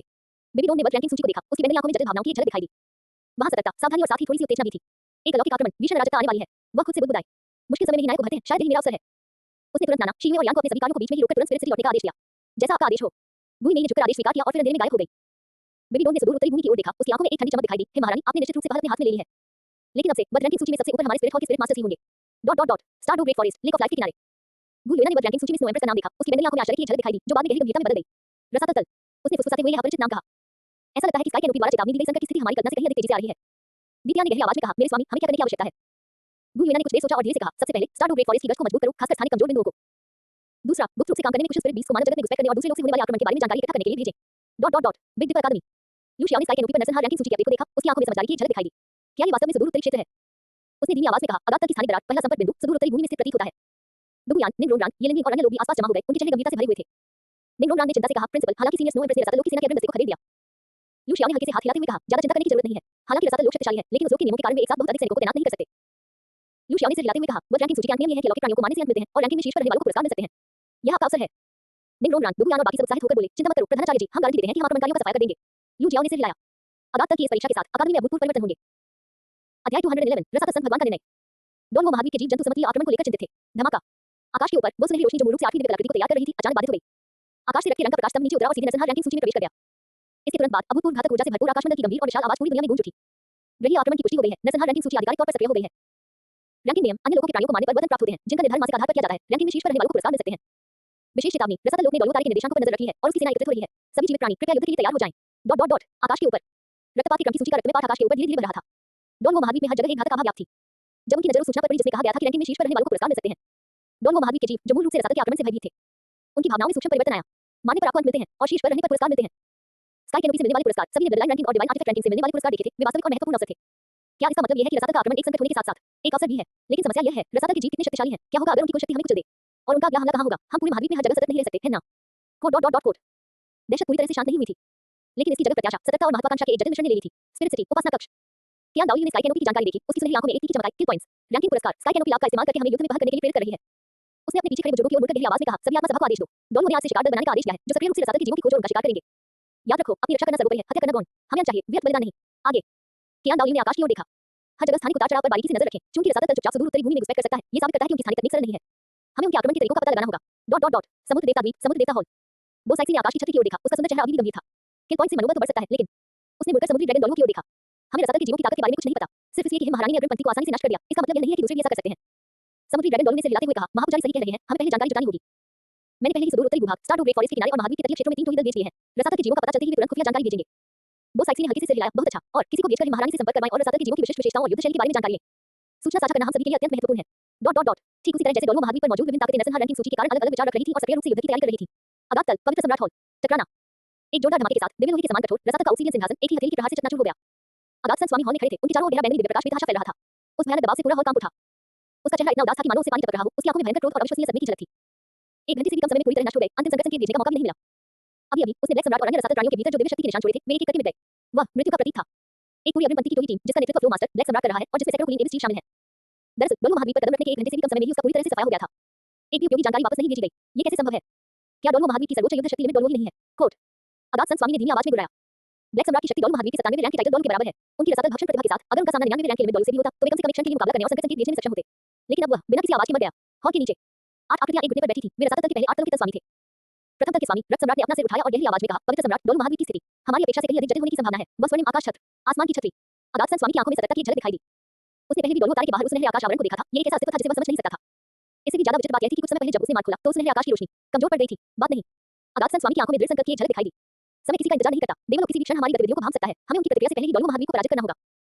उसने नीचे बैठे 8 नगर सरदारों की ओर देखा और कहा, आप 8 प्रत्येक 100 कुलीन सैनिकों का चयन करके 8 हमलावर दल बनाएं। पवित्र सम्राट का अर्थ है। नीचे खड़े लोगों ने असमंजस में सवाल पूछा। अगात संत स्वामी की आंखों में एक निर्मम भाव झलक उठा, क्योंकि छोटे पैमाने पर घुसपैठ का आसानी से पता लगाया जा सकता है और उसे दबाया जा सकता है, इसलिए हम कई स्थानों पर फल फूलेंगे। उसने अपने हाथ में दिव्य संत की अगात खाई को चीरने वाली भाला उठाई और उस अलौकिक कलाकृति की सतह पर बहते हुए लाल रक्त के निशान तेजी से चिन्ह बनाने लगे। मेरी अलौकिक कलाकृति अगात खाई को चीरने की क्षमता रखती है, जो बलपूर्वक समर्थीय बाधाओं को चीर सकती है। भले ही इसमें बहुत ऊर्जा खर्च होती है, लेकिन वह सुनहरा आकाश आवरण कमजोर हो गया लगता है। मुझे डोलो महाद्वीप पर एक साथ 8 अस्थायी प्रवेश द्वार खोलने में सक्षम होना चाहिए। डोलो महाद्वीप पर विभिन्न स्थानों पर बिखरे हुए 8 प्रवेश द्वार। अगात संत स्वामी की आवाज हॉल में गूंजी, मैं डोलो महाद्वीप को हर जगह आग लगा देना चाहता हूं, ताकि वे इधर-उधर भागते-भागते थककर एक काम को किए बिना दूसरे को खोलने में असमर्थ हो जाएं। उस समय आप स्वयं अपनी टीमों का नेतृत्व करते हुए सबसे तेज गति से ठिकाने स्थापित करेंगे, खुफिया जानकारी जुटाएंगे और स्थानीय शक्तिशाली संस्थाओं का शिकार करेंगे। सबसे महत्वपूर्ण बात, चुपचाप सम्राट को मारने में सक्षम अस्तित्व का पता लगाएंगे। मैं जानना चाहता हूं कि डोलो महाद्वीप वास्तव में कौन से रहस्य छिपा रहा है। आठों फ्लो मास्टर्स की आंखों में युद्ध की मंशा और लालच एक साथ भड़क उठे। जैसा आपका आदेश हो। अगास्टन स्वामी ने गहरी सांस ली और हॉल की गुंबद की ओर देखा, मानो वह अंतरिक्ष की परतों को भेदकर डोलू तारा को देख सकता हो। डोलू महाद्वीप, चाहे आप कितने भी रहस्य छिपा लें, 7 दिनों के भीतर मेरी रसातल सेना निश्चित रूप से तुम्हारी भूमि के एक इंच को रौंद डालेगी। उसने धीरे-धीरे दिव्य संत की अथाह खाई को चीरने वाली भाला उठाई, जिसमें गहरे बैंगनी रंग की दिव्य शक्ति उन्मत्त रूप से प्रवाहित हो रही थी। अध्याय 212 दिव्य कलाकृतियों की रैंकिंग सूची में 8वां स्थान। डुलुआ महाद्वीप। आकाश के ऊपर रक्त के रंग की प्रकाश किरण द्वारा बाधित किया गया सुनहरा प्रकाश एक बार फिर से केंद्रित हो गया। अगाध लोक के आक्रमण की चेतावनी के बावजूद दिव्य कलाकृतियों की रैंकिंग सूची में कोई विराम नहीं आया। अपनी निर्विवाद भव्यता के साथ इसने अपनी स्थापित प्रगति को जारी रखा। Boom boom boom. 8वें स्थान पर स्थित अचानक रात के अंधेरे जितनी गहरी काली रोशनी से जगमगा उठी। आकाश की छतरी पर प्रकाश तेजी से संघनित हो गया। अंततः यह एक विशाल तलवार के पेट में परिवर्तित हो गया, जो 10 झांग लंबी थी, स्याही की तरह काली थी और जिसकी धार पर गहरे सुनहरे रंग के पैटर्न बन रहे थे। उस विशाल तलवार के पेट में दिल दहला देने वाला एक गहरा दबाव उत्सर्जित किया और उसकी धार पर कोई धुंधली रूप से अनियमित तारों को नष्ट होते और उसके भीतर पुनर्जन्म लेते हुए देख सकता था। सबसे चौंकाने वाली बात यह थी कि ब्लेड के ठीक बीच में एक गहरी बैंगनी रंग की ऊर्ध्वाधर रेखा थी, जो इसकी पूरी लंबाई में फैली हुई थी। वह ऊर्ध्वाधर रेखा विनाश और ईश्वर हत्या की एक शुद्ध आभा बिखेर रही थी। मात्र उस पेट के प्रकट होने मात्र से ही दिव्य श्रेणी से नीचे के सभी प्राणियों ने अपनी आत्मा की गहराई से एक कंपन महसूस की। आकाश की छत्रछाया की आवाज, जो अंधकार की गहराई और भव्यता को अपने भीतर समाहित किए हुए थी, सबके कानों में गूंज उठी। दिव्य कलाकृति रैंकिंग सूची 8वां स्थान, देवता वध करने वाली तलवार। श्रेणी द्वितीय स्तर की दिव्य कलाकृति। विशेषताएं ब्रह्मांड के अंधकार में पदार्थ के मूल और ईश्वर विनाशकारी नियम के अंशों से निर्मित, ये तलवार परम अंधकार की शक्ति के साथ पूर्णतः मेल खाती है। तलवार में स्वयं एक अंधकार में रात्रि क्षेत्र समाहित है, जो इस क्षेत्र के भीतर सभी अंधकार में गुणों से संबंधित कौशलों की शक्ति को दोगुना कर देता है। मालिक दीप्तियान, golden eye black dragon king, star great forest, पशु देवता। रैंकिंग का कारण ये दिव्य कलाकृति आकाश के आवरण द्वारा प्रदत्त है। ये दीप्तियान के स्वर्ण आंखों वाले काले ड्रैगन राजा वंश और अंधकार के नियम पर उसके नियंत्रण से पूर्णतः मेल खाती है। अंधकार में वातावरण में इसकी शक्ति कई गुना बढ़ जाती है और तलवार के भीतर मौजूद देवता हत्या नियम के अंश से सभी स्तरों के देवताओं का वध करने की क्षमता प्रदान करते हैं। समग्र शक्ति, क्षमता और अनुकूलता के आधार पर इसे 8वां स्थान दिया गया है। रैंकिंग पुरस्कार 1 दिव्य कलाकृति उदात्तीकरण, देवता वध तलवार की आधार शक्ति स्थायी रूप से 15% बढ़ जाती है और डार्क नाइट डोमेन की सीमा 30% तक बढ़ जाती है। 2 ईश्वर वध जागरण, तलवार में ईश्वर वध कानून के अंशों की गतिविधि बढ़ जाती है। दिव्य श्रेणी के प्राणियों को होने वाला नुकसान अतिरिक्त 30% बढ़ जाता है और ईश्वर वध प्रहार दिव्य श्रेणी की रक्षा को देखा करते हुए सीधे देवताओं के मुंह पर हमला करना को सक्रिय करने की निश्चित संभावना होती है। 3 वंशानुक्रम प्रतिध्वनि, दीप्तियान के भीतर स्थित स्वर्ण आंखों वाले काले ड्रैगन राजा का वंश ईश्वर हत्या तलवार के साथ गहराई से प्रतिध्वनित होता है और अंधकार की शक्ति पर उसका नियंत्रण थोड़ा बेहतर हो जाता है। जब आकाश की आवाज थम गई, आकाश से प्रकाश की एक गोल काली किरण नीचे उतरी और सीधे स्टार ग्रेट फॉरेस्ट में स्थित जीवन की झील की ओर बढ़ गई। प्रकाश की उस किरण में अंधकार में मूल की शुद्ध शक्ति के साथ-साथ सक्रिय ईश्वर हत्या नियम के अंश भी समाहित थे। Star great forest, lake of light के किनारे दीप्तियान का विशालकाय ड्रैगन शरीर झील से ऊपर उठा, उसकी सुनहरी ड्रैगन आंखें नीचे आती हुई प्रकाश की किरण को घूर रही थी, उसकी आंखों में उत्साह की एक दुर्लभ चमक दिखाई दी। देवताओं का वध करने वाली ये तलवार पहले स्काई कैनोपी द्वारा पुरस्कार के रूप में दी जाने वाली संपत्ति थी। ईश्वर का वध, देवताओं का वध। दीप्तियान ने दिव्य कलाकृति का नाम फुसफुसाया, प्रकाश की किरण से निकलने वाली शक्ति को महसूस किया और उसकी ड्रैगन जैसी आंखों में एक प्रचंड युद्ध भावना जागृत हो गई। उसने अपना विशालकाय ड्रैगन पंजा बढ़ाया और अपने भंडार में रखी हुई काली तलवार निकाल ली। गुंजन, जैसे ही देवताओं को नष्ट करने वाली तलवार उसके ड्रैगन पंजे में गिरी, उसे एक ऐसी गूंज निकली जिसने आकाश को हिला दिया। तलवार के शरीर पर बहते हुए गहरे सुनहरे पैटर्न अचानक चमक उठे और ब्लेड पर बनी गहरी बैंगनी ऊर्ध्वाधर रेखा चकाचौंध भरी रोशनी के साथ फूट पड़ी। वातावरण में एक शुद्ध, हृदयस्पर्शी और ईश्वर विनाशकारी आभा व्याप्त थी। धमाका। उसने देवताओं को नष्ट करने वाली तलवार चलाई, जिसकी धार शून्य लोक को चीरती हुई आगे बढ़ी और अपने पीछे एक स्थानिक दरार छोड़ गई जो लंबे समय तक बनी रही। दरार के किनारे पर कोई धुंधली ढंग से गहरे बैंगनी रंग के देवता हत्यारे लोग को टिमटिमाते हुए देख सकता था। शानदार तलवार। दीप्तियान की आंखों से तेज रोशनी निकली। इस तलवार को हाथ में लेकर यहाँ तक कि दूसरे स्तर के सच्चे देवता का सामना करते हुए भी मुझमें लड़ने की शक्ति है। दीप्तियान। बीजी ने उत्साहपूर्वक उन्हें बधाई दी। तुम्हारी ईश्वर नाशक तलवार सूची में शामिल हो गई है। सर्वोच्च द्वितीय स्तरीय दिव्य कलाकृति अब हमारे स्टार ग्रेट फॉरेस्ट की शक्ति फिर से बढ़ गई है। 10,000 दानव राजा की श्रीवाचक आवाज में भी उत्साह का भाव झलक रहा था। सबसे महत्वपूर्ण बात, देव हत्या नियम है। ये दिव्य श्रेणी के प्राणियों को अतिरिक्त क्षति पहुंचाता है। यदि रसातल लोक से कोई ईश्वर स्तरीय विशेषज्ञ अवतरित होता है। बीजी ने धीमी आवाज में कहा, ऐसा लगता है कि स्काई कैनोपी जानबूझकर रसातल लोक के आक्रमण से निपटने की हमारी क्षमता को मजबूत कर रही है। गुयोना झील के किनारे खड़ी थी, उसकी बैंगनी आंखें दीप्तियान के हाथ में मौजूद देवता हत्या की तलवार पर टिकी हुई थी और उसने धीरे से हिलाया। बिल्कुल सही, ब्लड लाइन रैंकिंग सूची, दिव्य कलाकृति रैंकिंग सूची और अब एक देवता हत्यारा दिव्य कलाकृति जो विशेष रूप से दिव्य रैंक के प्राणियों को लक्षित करती है। स्काई कैनोपी व्यवस्थित रूप से डोलू स्टार की उच्च स्तरीय युद्ध शक्ति को बढ़ा रही है। वह थोड़ी देर रुकी, फिर बोली, दीप्तियान, आने वाले समय में तुम्हें अपने सारे प्रयास देवता हत्या तलवार की शक्ति से परिचित होने पर केंद्रित करने होंगे, विशेष रूप से देव हत्या प्रहार के लिए जाने वाली स्थितियों पर। दीप्तियान ने भारी मन से सिर हिलाया, निश्चिंत रहे गुरुजी, मैं 3 दिनों के भीतर इस तलवार पर पूरी तरह महारत हासिल कर लूंगा। उसने अपने हाथ में मौजूद देवता हत्यारे तलवार को देखा, तलवार का शरीर उसकी सुनहरी ड्रैगन जैसी आंखों को प्रतिबिंबित कर रहा था और उसकी आंखें प्रचंड युद्ध भावना से जल रही थी। अगाध तल, चलो, आइए देखें, देवता का वध करने वाली तलवार की असली शक्ति। दीप्तियान को आकाश आवरण के माध्यम से देव हत्या तलवार का समर्थन प्राप्त करते देख पूरे डोलू महाद्वीप में विभिन्न प्रकार की प्रतिक्रियाएं देखने को मिली। सर्वोच्च धर्माध्यक्षीय महल। बेबीलोन ने दीप्तियान की देवता हत्या करने वाली तलवार को देखा, उसकी बैंगनी आंखों में सतर्कता की झलक दिखाई दी। लेकिन उसे कहीं अधिक यह कोशिश करने की उत्सुकता की भावना थी। ईश्वर हत्या करने वाला कानून विशेष रूप से दिव्य श्रेणी के प्राणियों को निशाना बनाता है। वह मन ही मन बुदबुदाई, काश मेरी राक्षसी क्रांति को भी ऐसा ही समर्थन मिल पाता। समुद्र देवता द्वीप, समुद्र देवता हॉल के सामने वो साइक्सी ने आकाश की छतरी को देखा, उसके खूबसूरत चेहरे पर थोड़ी सी चिंता झलक रही थी। सोल बीस की ताकत दिन ब दिन बढ़ती जा रही है। उसने धीरे से आग भरी। दीप्तियान को पहले से ही मानव आत्मा स्वामी से पुरानी दुश्मनी थी और अब जब उसने ये दिव्य कलाकृति प्राप्त कर ली है। समुद्री ड्रैगन डोलू आगे बढ़ा और बोला, महापुजारी, अत्यधिक चिंता करने की कोई आवश्यकता नहीं है। रसातल लोक के आक्रमण को देखते हुए दीप्तियान को इस समय मानव आत्मा स्वामी से शत्रुता नहीं करनी चाहिए। इसके अलावा हमारे सागर देवता द्वीप का स्वर्ण त्रिशूल जरूरी नहीं कि उसकी देवता हत्यारी तलवार से कमजोर हो। वो साइक्सी ने हल्के से सिर हिलाया, मुझे उम्मीद है 7 पवित्र स्तंभों को आदेश दें कि वे सागर देव गठन के अभ्यास को मजबूत करें। यदि कोई देव स्तरीय अगाध प्राणी सचमुच नीचे उतरता है तो हमारे पास उसका मुकाबला करने के उपाय होने चाहिए। Big deep academy. Yu Xiao ने दीप्तियान को स्काई कैनोपी पर संवर्धन प्राप्त करते हुए देखा और हल्के से सिर हिलाया। देवता वध करने वाली तलवार दीप्तियान के लिए बिल्कुल उपयुक्त है। देवता वध करने वाले नियम का रसातल लोक के देव स्तरीय विशेषज्ञों पर चमत्कारी प्रभाव होना चाहिए। लीबाई ने ऊपर देखा और शराब का एक घूंट लेते हुए मुस्कुराते हुए कहा, dean, star to great forest की शक्ति काफी बढ़ गई है। अगर एबिस लेन वहां से आक्रमण करने की हिम्मत करता है तो उन्हें भारी नुकसान उठाना पड़ेगा। दुबुयान की खूबसूरत आंखें चमक उठी। हालांकि दीप्तियान को यह संवर्धन मिलना मानव शक्तियों के लिए पूरी तरह से अच्छी खबर नहीं है। निंगरोंगरांग ने सिर हिलाते हुए कहा, आखिरकार स्पिरिट बीस्ट और मनुष्यों के बीच संबंध हमेशा से ही नाजुक रहे हैं। हालांकि अब रसातल लोक के आक्रमण में एक साझा दुश्मन है, लेकिन युद्ध समाप्त होने के बाद क्या होगा यह कोई नहीं जानता। लू शियाओ मुस्कुराया, कोई बात नहीं, जितनी ताकत होगी उतनी ही बड़ी जिम्मेदारी होगी। चूंकि दीप्तियान को देव हत्या तलवार मिल गई है, इसलिए रसातल लोक के आक्रमण का प्रतिरोध करने में उसकी भूमिका और भी महत्वपूर्ण होने वाली है, बशर्ते वह आत्मा पशु कबीले के हथातों को नजरअंदाज न करे। वो रुका और स्काई कैनोपी की ओर देखा, देखो 7वें स्थान की घोषणा होने वाली है। आकाश के ऊपर 7वें स्थान पर स्थित सिंहासन प्रकाश से फूटने लगा। ये एक सुनहरी रोशनी थी जो पवित्र, गर्म और सभी गंदगी को शुद्ध करने में सक्षम प्रतीत होती थी। प्रकाश के भीतर एक पवित्र तलवार का पेट धीरे-धीरे प्रकट हुआ, जो पूरी तरह से सुनहरा था, जिसकी तलवार की सतह पर पवित्र मंत्र खुले हुए थे और जिससे विशाल प्रकाश की आभा निकल रही थी। अध्याय 213 पवित्र तलवार ने अपना रेफरेंस मार्क 60 तोड़ दिया। पवित्र तलवार का पेट 12 झांग लंबा था। तरल प्रकाश की दिव्य शक्ति वेग के साथ प्रवाहित हो रही थी। जिस ओर तलवार की नोक इंगित करती थी, वहां शून्य लोक में अनगिनत सेराफिमों को घुटने टेककर प्रार्थना करते हुए धुंधले रूप से देखा जा सकता था। सबसे चौंकाने वाली बात यह थी कि पवित्र तलवार के पेट के चारों ओर प्रकाश के स्वर्ग के एक राजा का प्रक्षेपण उभराया। दिव्य हॉल, उड़ते हुए देवदूत, बहते पवित्र झरने, ये शुद्ध प्रकाश के नियमों से निर्मित एक परिपूर्ण संसार था। आकाश की भव्य और गंभीर आवाज अभूतपूर्व पवित्रता और महिमा के साथ स्वर्ग और पृथ्वी में गूंज उठी। दिव्य कलाकृति खजाने की रैंकिंग 7वां स्थान, देवदूत पवित्र तलवार। श्रेणी प्रथम श्रेणी की दिव्य कलाकृति। विशेषताएं देवलोक की प्रथम श्रेणी के देवता देवदूतों के देवता की विशिष्ट दिव्य कलाकृति। ये पवित्र एडमंड प्रकाश में दिव्य लोहे और देवदूतों के देवता के देवत्व मूल के एक अंश से निर्मित है। ये तलवार स्वर्ग के राज्य के अधिकार से युक्त है। इस अधिकार क्षेत्र में प्रकाश से संबंधित सभी कौशलों की शक्ति 300% बढ़ जाती है, जबकि अंधकार बुराई और मृत्यु से संबंधित गुण 90% कम हो जाते हैं। केवल देवदूत वंश वाले ही इसका पूर्ण उपयोग कर सकते हैं। मालिक कियान दाओलियो प्रकाश देवता दूत आत्मा हॉट प्रधान पुरोहित अस्थायी धारक। रैंकिंग का कारण ये दिव्य कलाकृति देवदूतों के देवता की विरासत का सर्वोच्च खजाना है। इसका दर्जा सर्वोच्च है और इसकी शक्ति अनंत है, जो अंधकार और बुराई के सभी गुणों पर पूर्ण नियंत्रण रखती है। इसे डॉलर स्टार पर शीर्ष प्रकाश दिव्य कलाकृतियों में से एक कहा जा सकता है। हालांकि देवदूत देवता पद के रिक्त होने के कारण ये तलवार लंबे समय से अर्धजीवन अवस्था में है और अपनी पूरी शक्ति का प्रयोग करने के लिए देवदूत देवता पद की पूर्ण जागरण की आवश्यकता है। इसकी समग्र शक्ति रैंक और सीमाओं को ध्यान में रखते हुए इसे 7वीं रैंक दी गई है। रैंकिंग पुरस्कार 1 दिव्य कलाकृति का अनावरण देवदूत पवित्र तलवार पर लगी मुहर पूरी तरह से हट जाती है, जिससे प्रथम श्रेणी की दिव्य कलाकृति की पूर्ण शक्ति बहाल हो जाती है। स्वर्ग राज्य क्षेत्र का दायरा 100 मील के दायरे तक विस्तारित हो जाता है। 2 दिव्य प्रतिध्वनि तलवार के भीतर स्थित देवदूत ईश्वर की इच्छा के क्रोध की गतिविधि बढ़ जाती है। ये कियान दाओलियो और कियान रेनेक्स के साथ गहन दिव्य प्रतिध्वनि कर सकता है, जिससे देवदूत नियमों को समझने और ईश्वरीय परीक्षाओं में प्रगति करने में सहायता मिलती है। 3 पवित्र प्रकाश आशीर्वाद स्पिरिट हॉल में स्थित सभी स्पिरिट मास्टर्स जिनके पास एंजल मार्शल सोल है, उनकी एंजल मार्शल सोल की गुणवत्ता अगले 3 वर्षों तक स्थायी रूप से 15% बढ़ जाती है। उनकी प्रकाश संबंधी क्षमता 30% बढ़ जाती है और उनकी साधना की गति 50% बढ़ जाती है। आकाश की ध्वनि के थमते ही संपूर्ण स्पिरिट सिटी के ऊपर आकाश में विभिन्न दृश्य प्रकट हुए। बूम शुद्ध सोने के प्रकाश का एक स्तंभ जिसका व्यास 100 झांग से अधिक था, आकाश से नीचे उतरा और सीधे पूजा कक्ष की गहराई में समा गया। डॉट डॉट डॉट पूजा कक्ष के अंदर 30 झांग ऊंची देवदूत देवता की वह मूर्ति अचानक जीवित हो उठी। प्रतिमा के हाथ में मौजूद पत्थर की पवित्र तलवार धीरे-धीरे टूटती गई, जिससे अंदर की असली धार दिखाई देने लगी, जो तरह सुनहरी रोशनी से जगमगा रही थी। बस दिव्य पवित्र तलवार ने स्वर्ग को हिला देने वाली तलवार की गूंज उत्पन्न की। तलवार से निकलने वाली दिव्य चमक ने पल भर में पूरी स्पिरिट सिटी को घेर लिया। इस समय शहर में मौजूद हर स्पिरिट मास्टर जिसके पास एंजल मार्शल सोल थी, ने अपने शरीर में रक्त प्रवाह को उबलता और ऊर्ध्वपातित होता हुआ महसूस किया। उनकी देवदूत जैसी मार्शल आत्माएं स्वतः ही अनियंत्रित रूप से प्रकट हुई और श्रद्धापूर्वक पूजा कक्ष की ओर घुटने टेक दिए। कियान दाओलियो उपासना कक्ष के सामने खड़ी थी। उसकी सुनहरी आंखों में अब पूरी तरह से खुल चुकी दिव्य पवित्र तलवार का प्रतिबिंब दिखाई दे रहा था। पहली बार उनके चेहरे पर अनियंत्रित उत्साह का भाव दिखाई दिया। उसने धीरे से अपना दाहिना हाथ आगे बढ़ाया और पवित्र तलवार मानो उसमें आत्मा समाई हो उसके हाथ में आ गिरी। उसके हाथ में वो किसी पहाड़ की तरह भारी लग रहा था, फिर भी जैसे की तरह गर्म और चिकना था। तलवार से निकलने वाली दिव्य शक्ति ने उन्हें, जो तृतीय श्रेणी के देवता थे, भी कभी का अनुभव कराया। क्या यही प्रथम श्रेणी की दिव्य कलाकृति की वास्तविक शक्ति है? कियान दाओलियो ने मन ही मन कुछ बुदबुदाया। वह स्पष्ट रूप से महसूस कर सकता था कि उसके हाथ में मौजूद दिव्य पवित्र तलवार पहले असीमित पवित्र तलवार से पूरी तरह से अलग अवधारणा थी। हालांकि पिछली पवित्र तलवार भी एक दिव्य कलाकृति थी। उसे हमेशा ऐसा लगता था मानो कोई अदृश्य बाधा हो जो उसे इसका पूरी तरह से उपयोग करने से रोक रही हो। लेकिन अब तलवार के भीतर की वह शक्ति जो समुद्र जितनी विशाल और आकाश जितनी दिव्य थी, लगातार उसके शरीर में प्रवाहित हो रही थी। इससे उनके प्रकाश देवदूत के साथ पूर्ण सामंजस्य स्थापित हुआ। दिव्य शक्ति कियान दाओलियो ने पवित्र तलवार को हल्के से घुमाया। कोई अभूतपूर्व हलचल नहीं हुई, बस एक गंध सुनहरी लहर फैली जो उसके केंद्र में होने के साथ बाहर की ओर फैल गई। जहां-जहां भी तरंग गुजरी, सभी इमारतों की सतहें दिव्य प्रकाश की एक हल्की परत से ढक गई। ऐसा प्रतीत हुआ मानो सभी नकारात्मक अवस्थाएं शुद्ध हो गई हों, एक ही विचार से शुद्धि। कियान दाओलियो की आंखों में एक तेज रोशनी चमक उठी। पूरी तरह से खुली हुई दिव्य पवित्र तलवार वास्तव में असाधारण है। हालांकि उनकी उत्तेजना के बीच उसके दिल में थोड़ी गंभीरता आ गई। एक प्रथम श्रेणी की दिव्य कलाकृति देवदूतों के देवता की विरासत का सर्वोच्च खजाना, और इसे केवल 7वीं श्रेणी में रखा गया है। इस रैंकिंग से कियान दाओलियो को संतुष्टि और बेचैनी दोनों महसूस हुई। उन्हें इस बात की प्रसन्नता हुई कि दिव्य पवित्र तलवार की शक्ति को आकाश के आवरण द्वारा मान्यता दी गई थी। प्रथम श्रेणी की दिव्य कलाकृति देवलोक में भी एक शीर्ष स्तर की हस्ती थी। जिस बात ने उसे बेचैन कर दिया वही थी कि अगर प्रथम श्रेणी की दिव्य कलाकृति भी केवल 7वें स्थान पर ही आ सकती है, तो शीर्ष 6 किस प्रकार के भयावह अस्तित्व होंगे। या अलौकिक दिव्य कलाकृतियां भूमि का चांदी का ड्रैगन भाला और लूशिया का मूल स्वर्ग चक्र ये दोनों निश्चित रूप से शीर्ष 6 में शामिल होंगी। कियान दाओलियो ने तुरंत अपने मन में विश्लेषण किया। इसके अलावा वो साइक्सी का सागर देवता त्रिशूल और बेबीलोन का राक्षस राक्षसी ग्रांथि भी है। ये दोनों भी प्रथम श्रेणी की दिव्य कलाकृतियां हैं। तो शेष पर क्या भी हो सकते हैं? उसे अचानक बिग अकादमी की उन अज्ञात मूल के विशेषज्ञों की याद आ गई। ऐसा लगता है कि इस दिव्य कलाकृति की रैंकिंग के लिए प्रतिस्पर्धा मेरी कल्पना से भी कहीं अधिक तीव्र है। कियान दाओलियो ने देवदूत पवित्र तलवार को कसकर पकड़ लिया। उसकी आंखों में दृढ़ संकल्प की एक झलक दिखाई दी। हालांकि फिलहाल तो मेरे स्पिरिट हॉल में एक प्रथम श्रेणी की दिव्य कलाकृति मौजूद है जो सुरक्षा प्रदान करेगी। रसातल लोक के आक्रमण का सामना करते समय हमें थोड़ा अधिक आत्मविश्वास मिलेगा।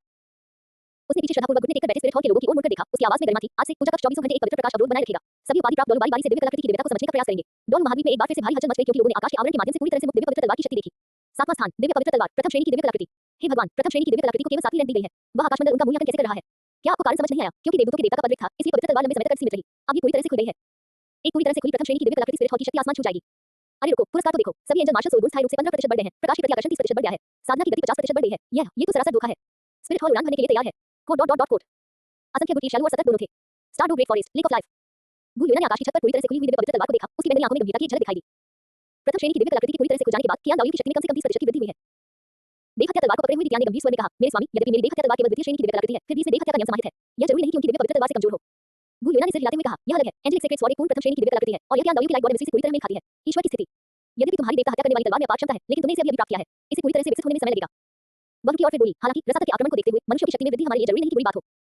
आदेश पारित किया जाए, आज से स्टार डू ग्रेट फॉरेस्ट और स्पिरिट हॉल के बीच सभी प्रकार के मतभेद अस्थायी रूप से समाप्त किए जाएं। सब कुछ रसातल को पीछे धकेलने के बाद तक इंतजार कर सकता है।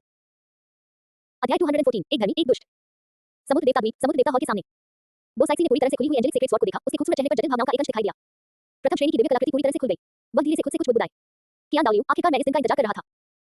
समुद्री ड्रैगन डोलू आगे बढ़ा और बोला, महापुजारी, हमारा समुद्री देवता त्रिशूल भी प्रथम श्रेणी का दिव्य कलाकृति है और शायद यह दिव्य कलाकृति की सीमा को भी छू सकता है। ये शीर्ष 6 में स्थान पाने में सक्षम होना चाहिए, है ना? वो साइक्सी ने हल्के से सिर हिलाते हुए कहा, यह संभव होना चाहिए। हालांकि स्काई के नोकी के मूल्यांकन मानदंड बहुत सख्त हैं। यद्यपि समुद्र देवता का त्रिशूल शक्तिशाली है, फिर भी मैं अंततः केवल एक सहायक देवता हूं और इसकी पूरी शक्ति का उपयोग नहीं कर सकता। रैंकिंग बहुत ऊंची नहीं हो सकती है। सर्वोच्च धर्माध्यक्षीय महल। बेबीलोन ने आकाश की छतरी की ओर देखा, जहां कियान दाओलियो ने पूरी तरह से खुली हुई दिव्य पवित्र तलवार पकड़ी हुई थी। उसकी आंखों में एक ठंडी चमक दिखाई दी, लेकिन जल्द ही स्थिति फिर से शांत हो गई। हम प्रथम श्रेणी की दिव्य कलाकृति पूरी तरह से खुल गई है। कियान दाओलियो, आप वाकई भाग्यशाली हैं। वह खुद से बुदबुदाए। भूत पवित्र गुई में अंधेरे से बाहर निकला। उसकी आवाज कर्कश थी। परम पावन धर्माध्यक्ष, कियान दाओलियो ने अभी किसी को संदेश के साथ भेजा है जिसमें कहा गया है कि वह दुश्मन के खिलाफ सेना में शामिल होने की शर्त पर पवित्र प्रकाश का आशीर्वाद साझा करने को तैयार है। बेबीलोन ने व्यंग्य करते हुए कहा, वह समय का चुनाव करना बखूबी जानता है, लेकिन रसातल का आक्रमण वास्तव में हमारे दरवाजे पर खड़ा एक बड़ा दुश्मन है। वह एक पल के लिए चुप रही, फिर धीरे से बोली, उसे जवाब दो। सर्वोच्च धर्माध्यक्षीय महल अस्थायी रूप से आंतरिक संघर्षों को एक तरफ रख सकता है और दुश्मन के खिलाफ एकजुट हो सकता है, लेकिन पवित्र प्रकाश का आशीर्वाद सर्वोच्च धर्माध्यक्ष महल से संबंधित सभी लोगों को मिलना चाहिए, जिसमें नाना और अन्य लोग भी शामिल हैं। ठीक तभी बूम बूम बूम आकाश के ऊपर छठे स्थान का आसन चमकने लगा। यह उम्मीद के मुताबिक नीला समुद्री प्रकाश नहीं था। इसके बजाय ये एक गहरा, अधिक भयावह, रूह कंपा देने वाला गहरा बैंगनी प्रकाश था। उस प्रकाश में घोर बुराई, मृत्यु, अभिशाप और द्वेष समाहित थे, मानो उसने दुनिया की सभी नकारात्मक भावनाओं को संकुचित कर दिया हो। गहरे बैंगनी रंग का प्रकाश आकाश की छवि पर बेतहाशा घूमता और इकट्ठा होता गया, अंततः एक विचित्र आकार की राक्षसी दरांती के पेट में सिमट गया। वो राक्षसी दरांती 8 छांग लंबी थी, जिसका पूरा ढांचा गहरे बैंगनी रंग के पदार्थ से बना था, जो न तो धातु था और न ही लोहा। दरांती का ब्लेड भयंकर अर्धचंद्र के आकार का था, जिसके किनारों पर गहरे लाल रंग के रक्त के निशान बन रहे थे, मानो उसे अभी किसी देवता का रक्त किया हो। दिव्य कलाकृति रैंकिंग, छठा स्थान, राक्षस की दरांती। श्रेणी, प्रथम श्रेणी की दिव्य कलाकृति। विशेषताएं, देवलोक की प्रथम श्रेणी के देवता, राक्षस देव की विशिष्ट दिव्य कलाकृति। यह नरक या अधोलोक लोहे, प्रतिशुद्धि आत्मा के सार और राक्षस देव के दिव्य मुंह के एक अंश से निर्मित है। दरांती नुमा शरीर अपने स्वयं के राक्षस गुणों के साथ आता है। डोमेन के भीतर सभी दुष्ट गुणों वाली क्षमताओं की शक्ति 300% बढ़ जाती है, जबकि प्रकाश, पवित्रता और जीवन गुण 80% कम हो जाते हैं। मालिक, बीबीडोन, राक्षस देवता के देवपद के उत्तराधिकारी, आत्मा हॉल के सर्वोच्च धर्माध्यक्ष। रैंकिंग का कारण, ये दिव्य कलाकृति राक्षस देवता का पैतृक खजाना है, जो सर्वोच्च रंग और असीम शक्ति से संपन्न है। ये प्रकाश और जीवन के सभी गुणों पर पूर्ण नियंत्रण रखती है और डोलू स्टार पर मौजूद सबसे शक्तिशाली दुष्ट दिव्य कलाकृतियों में से एक मानी जा सकती है। हालांकि राक्षस देवता की परीक्षा अभी पूरी नहीं हुई है, इसलिए दरांती आज जागृत अवस्था में है और अपनी पूरी शक्ति का प्रयोग करने के लिए राक्षस देवता की पूर्ण विरासत की आवश्यकता है। इसकी व्यापक शक्ति, रंग और जागृति के स्तर को ध्यान में रखते हुए इसे छठा स्थान दिया गया है। रैंकिंग पुरस्कार 1 राक्षसी दरांती का जागरण, राक्षसी दरांती की अर्ध जागृत अवस्था समाप्त हो जाती है, जिससे इसकी प्रथम श्रेणी की दिव्य कलाकृति शक्ति का 70% पुनर्स्थापित हो जाता है। राक्षस डोमेन की सीमा को 80 लीटर के दायरे तक विस्तार किया गया है। 2 ईश्वर परीक्षण त्वरण, बीबीडोन के राक्षस ईश्वर परीक्षण की प्रगति में 30% की तेजी लाई गई है। राक्षसी दरांती स्वामी पहचान की कठिनाई 40% कम कर दी गई है और अनुमानित पूर्णता समय आधा कर दिया गया है। 3 दुष्ट देवता का आशीर्वाद, सभी आत्माओं का हॉल जिन स्पिरिट मास्टर्स में दुष्टता, मृत्यु या अंधकार के गुण होते हैं, उनकी स्पिरिट की गुणवत्ता स्थायी रूप से एक ग्रेड बढ़ जाएगी। नकारात्मक गुणों के प्रति उनकी आत्मीयता 25% बढ़ जाएगी और अगले 2 वर्षों के लिए उनकी साधना की गति 40% बढ़ जाएगी। 4 अभिशाप चिन्ह, राक्षस राक्षसी दरांती से घायल हुए लोगों पर स्थायी रूप से राक्षस अभिशाप, जीवन शक्ति और आध्यात्मिक शक्ति का निरंतर क्षय, जिसे सामान्य उपचार विधियों से दूर नहीं किया जा सकता, रहेगा। जैसे ही आकाश की वाणी पूरे आध्यात्मिक नगर में गूंजी, विसंगतियां फिर से उत्पन्न हो गई। लेकिन इससे पहले जब दिव्य तलवार अवतरित हुई थी, तब जो पवित्र आभा थी, उससे ये बिल्कुल विपरीत था। इस बार जो उतरा वह था एक गहरा बैंगनी रंग का दुष्ट राक्षसी प्रकाश। बूम! 80 झांग से अधिक व्यास का गहरे बैंगनी रंग के प्रकाश का एक स्तंभ आकाश से नीचे उतरा। ये सीधी पोप के सर्वोच्च महल की गहराई में जा गिरा। सर्वोच्च धर्माध्यक्ष महल, गुप्त कक्ष के भीतर गहराई में स्थित। अंधेरे में छिपी राक्षस की मूर्ति अचानक हिंसक रूप से कांप उठी। मूर्ति के हाथों में मौजूद पत्थर की राक्षसी दरांती धीरे-धीरे टूटकर बिखर गई, जिससे उसके अंदर से गहरे बैंगनी रंग की रोशनी प्रवाहित होती हुई असली दरांती का शरीर प्रकट हो गया। जी। राक्षसी दरांती ने रोंगटे खड़े कर देने वाली भयानक हंसी। दरांती नुमा शरीर के चारों ओर लिपटे प्रतिशोधी आत्मा प्रेत उसी क्षण जाग उठे और कान फाड़ देने वाली चीखें निकालने लगे। गहरे बैंगनी रंग की दुष्ट शैतानी ऊर्जा ने पल भर में स्पिरिट सिटी के आधे हिस्से को घेर लिया। यह उपासना कक्ष की दिशा से आने वाली पवित्र चमक के साथ एक तीव्र विरोधाभास उत्पन्न करता है। एक पवित्र, एक दुष्ट बराबर के रूप में खड़े हैं। बीबीडोन, जो अभी गुप्त कक्ष में पहुंची थी, उसकी बैंगनी आंखों में अब पूरी तरह से जागृत राक्षसी दरांती का प्रतिबिंब दिखाई दिया और उसके चेहरे पर एक कतर और क्रूर मुस्कान उभर आई। उसने धीरे से अपना दाहिना हाथ आगे बढ़ाया और वह राक्षसी दरांती मानो जीवित हो उसके हाथ में आ गिरी। बूम! उसके हाथ में वह चीज बेहद ठंडी महसूस हो रही थी, फिर भी उसमें हिंसक, दुष्ट और दैवीय शक्ति समाहित थी। दरांती नुमा शरीर से निकलने वाली मृत्यु की आभा ने उसे भी, जो अभी तक पूरी तरह से देवी नहीं बनी थी, अपनी आत्मा को कपकपा देने पर मजबूर कर दिया। यह उत्साह से कांपने जैसा था। क्या यही राक्षस की असली शक्ति है? दिव्य कलाकृति। बीबीडोन ने अपने आप से बुदबुदाया, उसकी आवाज में एक अनियंत्रित उत्साह झलक रहा था। हालांकि कियान दावलियों की तरह बेतहाशा खुशी के बाद उसके मन में थोड़ी सी अनिच्छा भी जागृत हुई। एक प्रथम श्रेणी की दिव्य कलाकृति, फिर भी इसे केवल छठी श्रेणी में रखा गया है। इस रैंकिंग ने बीबीडोन को गर्व और आक्रोश दोनों महसूस कराया। उसे इस बात का गर्व था कि आकाशमंडल ने राक्षस की दरांती की शक्ति को मान्यता दी थी। ये प्रथम श्रेणी की दुष्ट दैवीय कलाकृति थी, एक ऐसी सत्ता जिससे देवलोक के देवता भी भयभीत होते थे। वह इस बात से नाराज थी कि राक्षस की दरांती केवल छठे स्थान पर ही आ सकती है। क्या यह एंजेलिक सीक्रेट स्वॉर्ड से सिर्फ एक ही कदम आगे था? स्वर्गीय पवित्र तलवार सातवीं है और राक्षस राक्षसी दरांती छठी है। क्या आकाश का आवरण जानबूझकर उन्हें संतुलित कर रहा है? बीबीडोन की आंखों में एक ठंडी चमक दिखाई दी। या यूं कहें, क्या शीर्ष 5 टीमें वाकई इतनी मजबूत हैं? उसके दिमाग में शीर्ष श्रेणी की दिव्य कलाकृतियां तेजी से कौंध गई। गुइवेना का चांदी का ड्रैगन भाला, लुशियाओ का उत्पत्ति स्वर चक्र, बोसाइसी का सागर देवता त्रिशूल। ऐसा लगता है कि इस दिव्य कलाकृति की श्रेणी का स्तर मेरी कल्पना से कहीं अधिक गहरा है। बीबीडोन ने राक्षस राक्षसी दरांती पर अपनी पकड़ और मजबूत कर ली, उसकी आंखों में एक निर्मल चमक दिखाई दी। लेकिन कम से कम अभी के लिए मेरे पास कियान दावलियों का सीधे सामना करने के लिए पर्याप्त पूंजी है। पूरा डोलो महाद्वीप हंगामा मचा रहा था। छठा स्थान, राक्षस राक्षसी दरांती, ये प्रथम श्रेणी की दिव्य कलाकृति भी है। हे भगवान, स्पिरिट हॉल में एक ही समय में 2 प्रथम श्रेणी की दिव्य कलाकृतियां मौजूद हैं। बाकी लोग यहां कैसे जीवित रह पाएंगे? एक पवित्र, एक दुष्ट, देवदूतों की पवित्र तलवार और राक्षसों की राक्षसी दरांती। अब मुझे डर है कि आत्मा कक्ष का आंतरिक भाग पहले ही आपस में लड़ना शुरू कर देगा। पुरस्कारों को देखो, बीबीडोन की देव परीक्षा 30% तेज हो गई है। दिव्य कलाकृति द्वारा अपने स्वामी को पहचानने की कठिनाई 40% कम हो गई है। इससे उसके देव बनने की गति में बहुत तेजी आएगी। राक्षसी दरांती से अगाध आक्रमण का सामना, ये बस इतना ही है। असंख्य सेनाएं स्तब्ध और भयभीत थी। स्पिरिट हॉल पहले से ही शक्तिशाली था। अब इसके पास एक ही समय में 2 प्रथम श्रेणी की दिव्य कलाकृतियां थी। इस शक्ति में पहले से ही अन्य सभी शक्तियों को पछाड़ देने का एक हल्का सा रुझान दिखाई दे रहा था। Star great forest, lake of life के किनारे गुइवेना ने आकाश की छत पर पूरी तरह से जागृत राक्षस राक्षसी दरांती को देखा। उसकी बैंगनी आंखों में गुरुत्वाकर्षण की एक झलक दिखाई दी। राक्षस राक्षसी दरांती पूरी तरह से जागृत हो चुकी है। बीबीडोन की शक्ति संभवतः दिव्य श्रेणी से कमजोर नहीं है। दित्या ने गहरी आवाज में कहा, हे प्रभु, आंतरिक मानवीय संघर्षों का तीव्र होना शायद हमारे लिए कोई बुरी बात नहीं है। अल्पकालिक दृष्टि से ये वास्तव में एक अच्छी बात है। गुइवेना ने अपना सिर हल्के से हिलाया। लेकिन लंबे समय में अगर बीबीडोन वास्तव में जल्दी ही एक देवी बन जाती है, तो अपने व्यक्तित्व के कारण वह कभी भी यथास्थिति से संतुष्ट नहीं होगी। उस समय स्पिरिट बीस्ट और मनुष्यों के बीच संघर्ष समय से पहले ही शुरू हो जाएगा। दित्यान और अन्य क्रूर जानवरों ने भी लंबी आहें भरी। सचमुच उथल-पुथल भरा समय है। मानव आत्मा के स्वामी जिस गति से प्रगति कर रहे हैं, वह बहुत ही तेज है। अध्याय 215 स्वर्ण त्रिशूल। कुछ ही समय बाद आकाश से एक बार फिर सुनहरी रोशनी फैल गई। आकाश में व्याप्त गहरे बैंगनी रंग की दुष्ट रोशनी अभी पूरी तरह से छलक नहीं पाई थी कि तभी एक और भी अधिक भव्य और विशाल शक्ति बादलों को चीरते हुए अंदर आ गई। ये बिल्कुल नीले रंग के साफ समुद्र का एक टुकड़ा था। आकाश के केंद्र में 15 झांग लंबी एक विशाल सुनहरी भाले की एक आकृति धीरे-धीरे आकार लेने लगी। ताइवान नॉवेल नेटवर्क पर अच्छी ताइवानी किताबें ढूंढें, तीसरी बहुत सुविधाजनक है। भाले के हैंडल के ऊपर समुद्र नीले रंग के दिव्य वस्त्रों में लिपटा एक प्रेत बैठा था। ये समुद्र देवता के दिव्य विचार की अभिव्यक्ति थी। सबसे ज्यादा रोंगटे खड़े कर देने वाली बात ये थी कि विशाल भाले के पेट के चारों ओर वास्तव में पूरे अनंत सागर का एक प्रक्षेपण उभर आया। विशाल लहरें उमड़ रही थी, अथाह खाइयां बार-बार दिखाई दे रही थी और गायब हो रही थी और हजारों समुद्री कबीले पूजा में घुटने टेक रहे थे। समुद्र से संबंधित एक सर्वोच्च सत्ता ने पूरे विश्व को अपने दायरे में ले लिया। दिव्य कलाकृति खजाने की रैंकिंग 5वां स्थान, स्वर्ण त्रिशूल। श्रेणी, प्रथम स्तर की दिव्य कलाकृति। विशेषताएं, देवलोक की प्रथम श्रेणी के देवता, समुद्र देवता की विशिष्ट दिव्य कलाकृति। गहरे समुद्र के हृदय, स्वर्ण मूंगा जैगर समुद्र देवता के संपूर्ण देवत्व के मुंह से निर्मित। इस भाले में अपना समुद्र देवता क्षेत्र है। इस क्षेत्र में जल संबंधी सभी कौशलों की शक्ति 350% बढ़ जाती है, जबकि जल रहित सभी कौशलों की शक्ति 40% कम हो जाती है। यह अनंत सागर की शक्ति को अपने उपयोग के लिए जुटा सकता है। केवल समुद्र देवता का उत्तराधिकारी ही इसका पूर्ण उपयोग कर सकता है। मालिक, बोसाइसी, समुद्र देवता, प्रधान पुजारी, अस्थायी धारक। रैंकिंग का कारण, ये दिव्य कलाकृति समुद्र देवता की विरासत का खजाना है। इसका दर्जा सर्वोच्च है और इसकी शक्ति अनंत है। इसमें समुद्र देवता के देवत्व का संपूर्ण सार समाहित है और यह डोल महाद्वीप पर एकमात्र प्रथम स्तरीय दिव्य कलाकृति है जो दिव्य कलाकृति बनने के बेहद करीब है। ये पूरी समुद्र की शक्ति को जुटा सकती है और भूमि के आत्मा स्वामी पर स्वाभाविक नियंत्रण रखती है। हालांकि बोसाइसी को समुद्र देवता का पद विरासत में नहीं मिला है, इसलिए वह इस दिव्य कलाकृति की शक्ति का केवल 50% ही उपयोग कर सकती है। इसकी व्यापक शक्ति, दर्जे और सीमाओं को ध्यान में रखते हुए इसे 5वां स्थान दिया गया है। रैंकिंग पुरस्कार 1 दैवीय शक्ति का प्रवर्धन स्वर्ण त्रिशूल पर लगी मुहर हट जाती है, जिससे यह अपनी 80% शक्ति का प्रयोग कर पाता है। सागर देव क्षेत्र का दायरा 100 मील के दायरे तक विस्तारित हो जाता है और क्षेत्र के भीतर जल गुण संबंध चरम सीमा तक बढ़ जाता है। 2 ईश्वरीय परीक्षा प्रतिध्वनि बोसाइसी और समुद्र देवता के दिव्य विचार के बीच प्रतिध्वनि 50% तक बढ़ जाती है, जिससे उत्तराधिकारी को ईश्वरीय परीक्षा पूरी करने में सहायता करने के लिए अधिक समुद्री शक्ति को जुटाया जा सकता है। 3 विशाल सागर आशीर्वाद सभी सागरीय आत्मा स्वामी की आध्यात्मिक गुणवत्ता में स्थायी रूप से 20% की वृद्धि होती है, जल गुण संबंध में 40% की वृद्धि होती है और अगले 5 वर्षों के लिए साधना की गति में 60% की वृद्धि होती है। तट के निकट स्थित भूमि आत्मा स्वामी की जल गुण प्रतिरोध क्षमता में 30% की वृद्धि होती है। आकाश से आवाज आते ही पूरे डोलवो महाद्वीप के महासागरों में हलचल मच गई थी। अनंत सागर के भीतर हजारों समुद्री कबीले एक साथ सागर देवता द्वीप की दिशा में घुटने टेककर बैठ गए, जिससे 10,000 फीट ऊंची लहरें उठ उठी। तटीय शहरों में जल तत्व से युक्त सभी स्पिरिट मास्टर्स ने अपने शरीर के भीतर आध्यात्मिक शक्ति को बेतहाशा बढ़ते हुए महसूस किया। आत्माएं अनिश्चित रूप से प्रकट हुई, अभूतपूर्व प्रकाश उत्सर्जित करते हुए समुद्र देवता द्वीप पर समुद्र देवता हॉल के सामने आकाश के आवरण से 100 झांग से अधिक व्यास का नीले प्रकाश का एक स्तंभ नीचे की ओर गिरा। ये सीधे समुद्र देवता के हॉल के ऊपर स्थित समुद्र देवता की मूर्ति के हाथ में जा गिरा। समुद्र देवता की वह मूर्ति जो हजारों वर्षों से खड़ी थी, वास्तव में इस समय एक जीवंत देवता का संचार कर रही थी। बस सुनहरे त्रिशूल से एक ऐसी गड़गड़ाहट निकली जो बादलों में गूंज उठी, क्योंकि विशाल समुद्री शक्ति पूरे सागर देवता द्वीप पर फैल गई। हे सागर के भगवान, वो साइक्सी समुद्र देवता हॉल के सामने खड़ी थी। समुद्र की ठंडी हवा और दिव्य शक्ति की झुकी से उसकी बर्फ जैसी सफेद लंबी पोशाक जोर से लहरा रही थी। उसके खूबसूरत चेहरे पर आखिरकार एक हल्की सी मुस्कान दिखाई दी। बूम! उसने धीरे से अपना दाहिना हाथ आगे बढ़ाया और सुनहरा त्रिशूल प्रकाश की एक लकीर की तरह उड़ता हुआ उसकी हथेली में स्थिर रूप से आ गिरा। स्पर्श करने पर वह गर्म महसूस हुआ, फिर भी उसमें ऐसी शक्ति समाहित थी जो आकाश और पृथ्वी को नष्ट कर सकती थी। सागर से संबंधित वह विशाल शक्ति उसकी बांह के माध्यम से उसके शरीर में प्रवाहित हो रही थी। यह उसके शरीर के भीतर मौजूद समुद्र देवता की शक्ति के साथ पूर्णतः समाहित हो गया। वो साइक्सी ने त्रिशूल को हल्के से घुमाया, कोई जोरदार गर्जना नहीं हुई, केवल एक हल्की नीली लहर ही फैली। ये जहां से भी गुजरा, आकाश में छाए काले बादल पूरी तरह से छंट गए, सूरज की रोशनी नीचे फैल गई और समुद्र की सतह पर फिर से शांति छा गई। 80% शक्ति। वो साइक्सी ने अपने आप से फुसफुसाते हुए कहा, उसकी सुनहरी आंखें उत्साह से चमक रही थी। अंततः मैं त्रिशूल की वास्तविक शक्ति को उजागर कर सकता हूं। अब स्वर्ण त्रिशूल ने मुझे सागर देवता द्वीप और डोल महाद्वीप की रक्षा करने का आत्मविश्वास दिया है। वो साइक्सी ने अपने हाथ में सुनहरे त्रिशूल को मजबूती से पकड़ रखा था, उसकी आंखों में दृढ़ संकल्प की झलक दिखाई दे रही थी। चाहे रसातल लोक का आक्रमण हो या गहरे समुद्र के दानव वीर राजा का, जब तक मैं वो साइक्सी सुनहरे त्रिशूल के साथ यहां हूं, वे एक कदम भी आगे नहीं बढ़ पाएंगे। उसने पीछे मुड़कर अपने पीछे सम्मानपूर्वक घुटने टेके हुए सेवन कलर डोलवों की ओर देखा, उसकी आवाज में अभूतपूर्व गरिमा थी। आदेश पारित करो, सागर देवता द्वीप के लिए उच्चतम स्तर की सतर्कता लागू करो। सभी 7 स्तंभ डोल मेरे साथ चलकर स्वर्ण त्रिशूल की दिव्यता को समझेंगे। हम महायाजक के आदेश का पालन करते हैं। 7 स्तंभ डोलवों ने एक साथ प्रतिक्रिया दी, उनकी आवाजें सागर देवता द्वीप में गूंज उठी। पूरा डोलवो महाद्वीप अभूतपूर्व सदमे में डूब गया। असंख्य लोग इस पर बड़े उत्साह से चर्चा कर रहे थे। 5वां स्थान स्वर्ण त्रिशूल, प्रथम स्तर की दिव्य कलाकृति। स्वर्ण त्रिशूल की शक्ति वास्तव में देवदूतों की पवित्र तलवार और राक्षसों की क्रांति से भी अधिक है। ये रैंकिंग वाकई उचित है। पुरस्कारों को देखो, सीगोड आइलैंड में पहले से ही एक देवता मौजूद है, इसलिए अब ये वास्तव में अभिन्न हो गया है। और सागर के आध्यात्मिक गुरुओं के लिए आशीर्वाद, साधना की गति में 60% की वृद्धि, यही सागर के आध्यात्मिक गुरुओं के उत्थान के लिए है। शीर्ष 4 दिव्य कलाकृतियां क्या हो सकती हैं? क्या वे वास्तव में अति दिव्य कलाकृतियां हो सकती हैं? कोट। असंख्य सेनाएं जोर से चर्चा कर रही थी, आकाश की ओर उत्सुकता से देख रही थी, उनके दिल प्रत्याशा और बेचैनी से भरे हुए थे। पूजा कक्ष। कियान दाओली ने आकाश की छत पर स्थित सुनहरे त्रिशूल को देखा, उसके चेहरे की मुस्कान धीरे-धीरे फीकी पड़ गई और उसकी आंखों में गंभीरता की एक झलक दिखाई दी। वो साइक्सी, तुम्हारी किस्मत तो मुझसे थोड़ी बेहतर है। उसने धीरे से खुद से कहा। उसके हाथ में मौजूद दिव्य पवित्र तलवार थोड़ी सी कांप उठी, मानो सुनहरे त्रिशूल के दबाव पर प्रतिक्रिया दे रही हो। अंततः उनकी राय में दिव्य पवित्र तलवार और स्वर्ण त्रिशूल शक्ति में बराबर थे और उन्होंने सोचा कि आकाशमंडल उन्हीं के स्थान पर रखता है। सर्वोच्च धर्माध्यक्ष महल के एक गुप्त कक्ष के अंदर बीबी डोन ने राक्षस राक्षसी दरांती को मजबूती से पकड़ रखा था और अपनी आंखों में अनिच्छा की झलक के साथ आकाश की छत पर बनी रैंकिंग को देख रही थी। स्वर्ण त्रिशूल 5वें स्थान पर है, तो शीर्ष 4 दिव्य कलाकृतियां कितनी शक्तिशाली होंगी? उसकी निगाहें ठंडी थी, लेकिन उसके दिल में महत्वाकांक्षा बेतहाशा बढ़ रही थी। पर इससे कोई फर्क नहीं पड़ता। एक बार जब मैं राक्षस देवता का पद ग्रहण कर लूंगा और पूरी तरह से जागृत राक्षस राक्षसी दरांती धारण कर लूंगा, तो मैं निश्चित रूप से इन सभी तथाकथित दिव्य कलाकृतियों को अपने पैरों तले रौंद डालूंगा। उसकी आवाज अभी पूरी तरह से फीकी भी नहीं पड़ी थी कि वह आकाश में गूंज उठी। चौथे स्थान की सीट पहले ही तेज रोशनी से जगमगा उठी थी। Boom boom boom. रक्त के रंग की तलवार जैसी रोशनी, अधिक शुद्ध, अधिक तीक्ष्ण, मानो वह दुनिया के सभी कानूनों को काट सकती हो, पहले ही साहपूर्वक आकाश को चीरते हुए आगे बढ़ चुकी थी। क्लैंक। तलवार की गर्जना पूरे ब्रह्मांड में गूंज उठी। ये धातुओं के टकराने की आवाज नहीं थी, बल्कि कानून के टूटने, कण के हिलने और नरसंहार के आने की अंतिम ध्वनि थी। रक्त के रंग की तलवार की रोशनी आकाश में फैल गई। आकाश की छतरी पर ये 9 झांग लंबी, गहरे लाल रंग की राक्षसी तलवार के एक पेट में संग्रहित हो गई, जिसका वेग भयानक प्रतीकों से ढका हुआ था। उस राक्षसी तलवार के पेट से निकलने वाली संहारक आभा से किसी की भी आत्मा जम जाती थी। तलवार जिस भी दिशा में जाती, अंतरिक्ष छिंच करके फटता चला जाता। समय मानो थम सा गया था। उस निर्मम नरसंहार के नियम के आगे तो आकाश की छतरी भी थोड़ी कांप उठी। अध्याय 216 अलौकिक दिव्य कलाकृतियां रैंकिंग में प्रवेश करें। सबसे भयावह बात ये थी कि दानव तलवार के पेट के चारों ओर असुर नरक का एक प्रक्षेपण उभर आया। उस असुर नरक के केंद्र में रक्त के युद्ध कवच में लिपटे राक्षसी तलवार पकड़े हुए बर्फ की तरह ठंडी आंखों वाले एक दानव देवता का पेट धुंधला सा दिखाई दे रहा था। यह असुर देवता के दिव्य विचार की अभिव्यक्ति थी। दिव्य कलाकृति खजाने की रैंकिंग में चौथा स्थान असुर दानव तलवार। श्रेणी अति दिव्य कलाकृति व न्याय नियम विशेषताएं।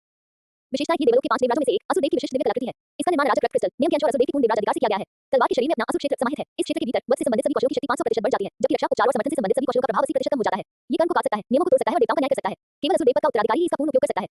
मालिक यूबू बिग दिव्य अकादमी असुर देव पद का उत्तराधिकारी।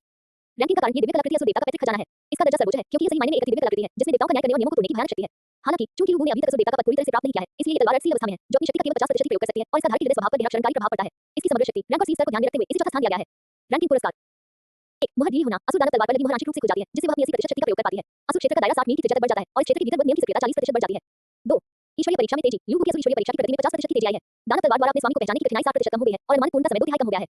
3 न्याय का अधिकार असुर दानव तलवार की विशिष्ट दिव्य क्षमता रक्त व न्याय को अनलॉक करता है, एक लक्ष्य पर पूर्ण न्याय करता है, रक्षा निषेध प्रदान करता है, नियमों को अनदेखा करता है और सीधे आत्मा पर हमला करता है। उत्पत्ति दिव्य रैंक लक्ष्यों के विरुद्ध अतिरिक्त क्षति बोनस के साथ। 4 विधि बोध यूबू की वध विधि और न्याय विधि की समझ में स्थायी रूप से 30% की वृद्धि हुई है और ईश्वर राजा के मार्ग को घेरने की कठिनाई कम हो गई है। भविष्य में आने वाली बाधा 15% तक कम हो जाएगी। जिस क्षण आकाश की छत से आवाज आई, पूरा डोलवो महाद्वीप अभूतपूर्व सन्नाटे में डूब गया। सन्नाटे के बाद भूस्खलन जैसी हलचल और भय का माहौल छा गया। चौथा स्थान असुर दानव तलवार एक असाधारण दिव्य कलाकृति। हे भगवान, ये तो सचमुच एक अलौकिक कलाकृति है, एक भगवान राजा स्तर का हथियार। स्लॉटर सिटी वास्तव में असुर देव राजा की विरासत भूमि है। बिग दिव्य अकादमी का यूबू क्या वह असुर देवराज का उत्तराधिकारी है? इसमें कोई हैरानी की बात नहीं कि उसकी ताकत इतनी भयानक है। पता चला कि उसका ईश्वरीय राजा है। परंपरा कर्मों का विभाजन करना, नियमों को तोड़ना, देवताओं का न्याय करना, ये तो सरासर स्वर्ग का उल्लंघन है। कोट।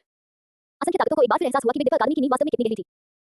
डीन लुशियाओ के पास न केवल रहस्यमय और अथाह उत्पत्ति वाला स्वर्ण चक्र है, बल्कि यूबू वास्तव में असुर देव राजा का उत्तराधिकारी है जो महादिव्य कलाकृति का उपयोग करता है। असुर दानव तलवार ये शक्ति पहले ही सबकी समझ से परे है।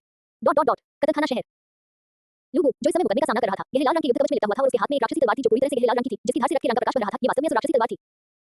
उसने आकाश की छतरी पर पूरी तरह से प्रकट हुई दानव तलवार की आकृति और रक्त के रंग में लिखे अक्षरों को देखा और उसके दृढ़ चेहरे पर एक दुर्लभ मुस्कान दिखाई दी। असुरा दानव तलवार चौथा स्थान बुरा नहीं है। लूबू ने अपने आप से कुछ बुदबुदाया, उसकी आवाज में संतुष्टि का भाव झलक रहा था। वो स्पष्ट रूप से महसूस कर सकता था कि इस क्षण आकाश की छतरी से पुरस्कार मिलने के बाद उसके हाथ में मौजूद असुर दानव तलवार पर लगी मुहर एक बार फिर ढीली हो गई थी। वह शक्ति जो एक तथा खाई जितनी विशाल और नरक जितनी घातक थी, तलवार के भीतर गहराई में धीरे-धीरे जागृत हो रही थी। लूबू ने हल्के से दानव तलवार चलाई। बस रक्त के रंग की तलवार की ऊर्जा आकाश में उठी और जहां भी वो गुजरी वहां अंतरिक्ष और झांग में घोर काली दरार में फट गया। दरार के किनारों पर अनगिनत छोटे-छोटे लौकिक टुकड़े स्पष्ट रूप से विघटित और नष्ट होते हुए देखे जा सकते थे। आसपास का भयावह माहौल पल भर में 10 गुना बढ़ गया। स्लॉटर सिटी में मौजूद सभी स्पिरिट मास्टर्स के शरीर में खून खौल रहा था और उनकी युद्ध की भावना चरम पर थी। शानदार तलवार। लूबू की आंखों में खून के रंग की रोशनी चमक उठी। किसी देवता को मारने के लिए 80% शक्ति ही काफी है। उसने तलवार की ऊर्जा को नियंत्रित किया और दानव तलवार शांत अवस्था में लौट आई, लेकिन वह दिल दहला देने वाली नरसंहार की आभा लंबे समय तक बनी रही। क्लियर स्काई सेट पर्वत शिखर। तानचेन ने आकाश की छत पर स्थित परिचित असुर दानव तलवार की ओर देखा और पहली बार उसकी अनुभवी आंखों में गहरा अफसोस और अनिच्छा उभर कर आई। असुर दानव तलवार चौथा स्थान। वह अपने आप से बुदबुदाया, उसकी आवाज अंतहीन प्रवाह से भरी हुई थी। यह मेरा अवसर होना चाहिए था।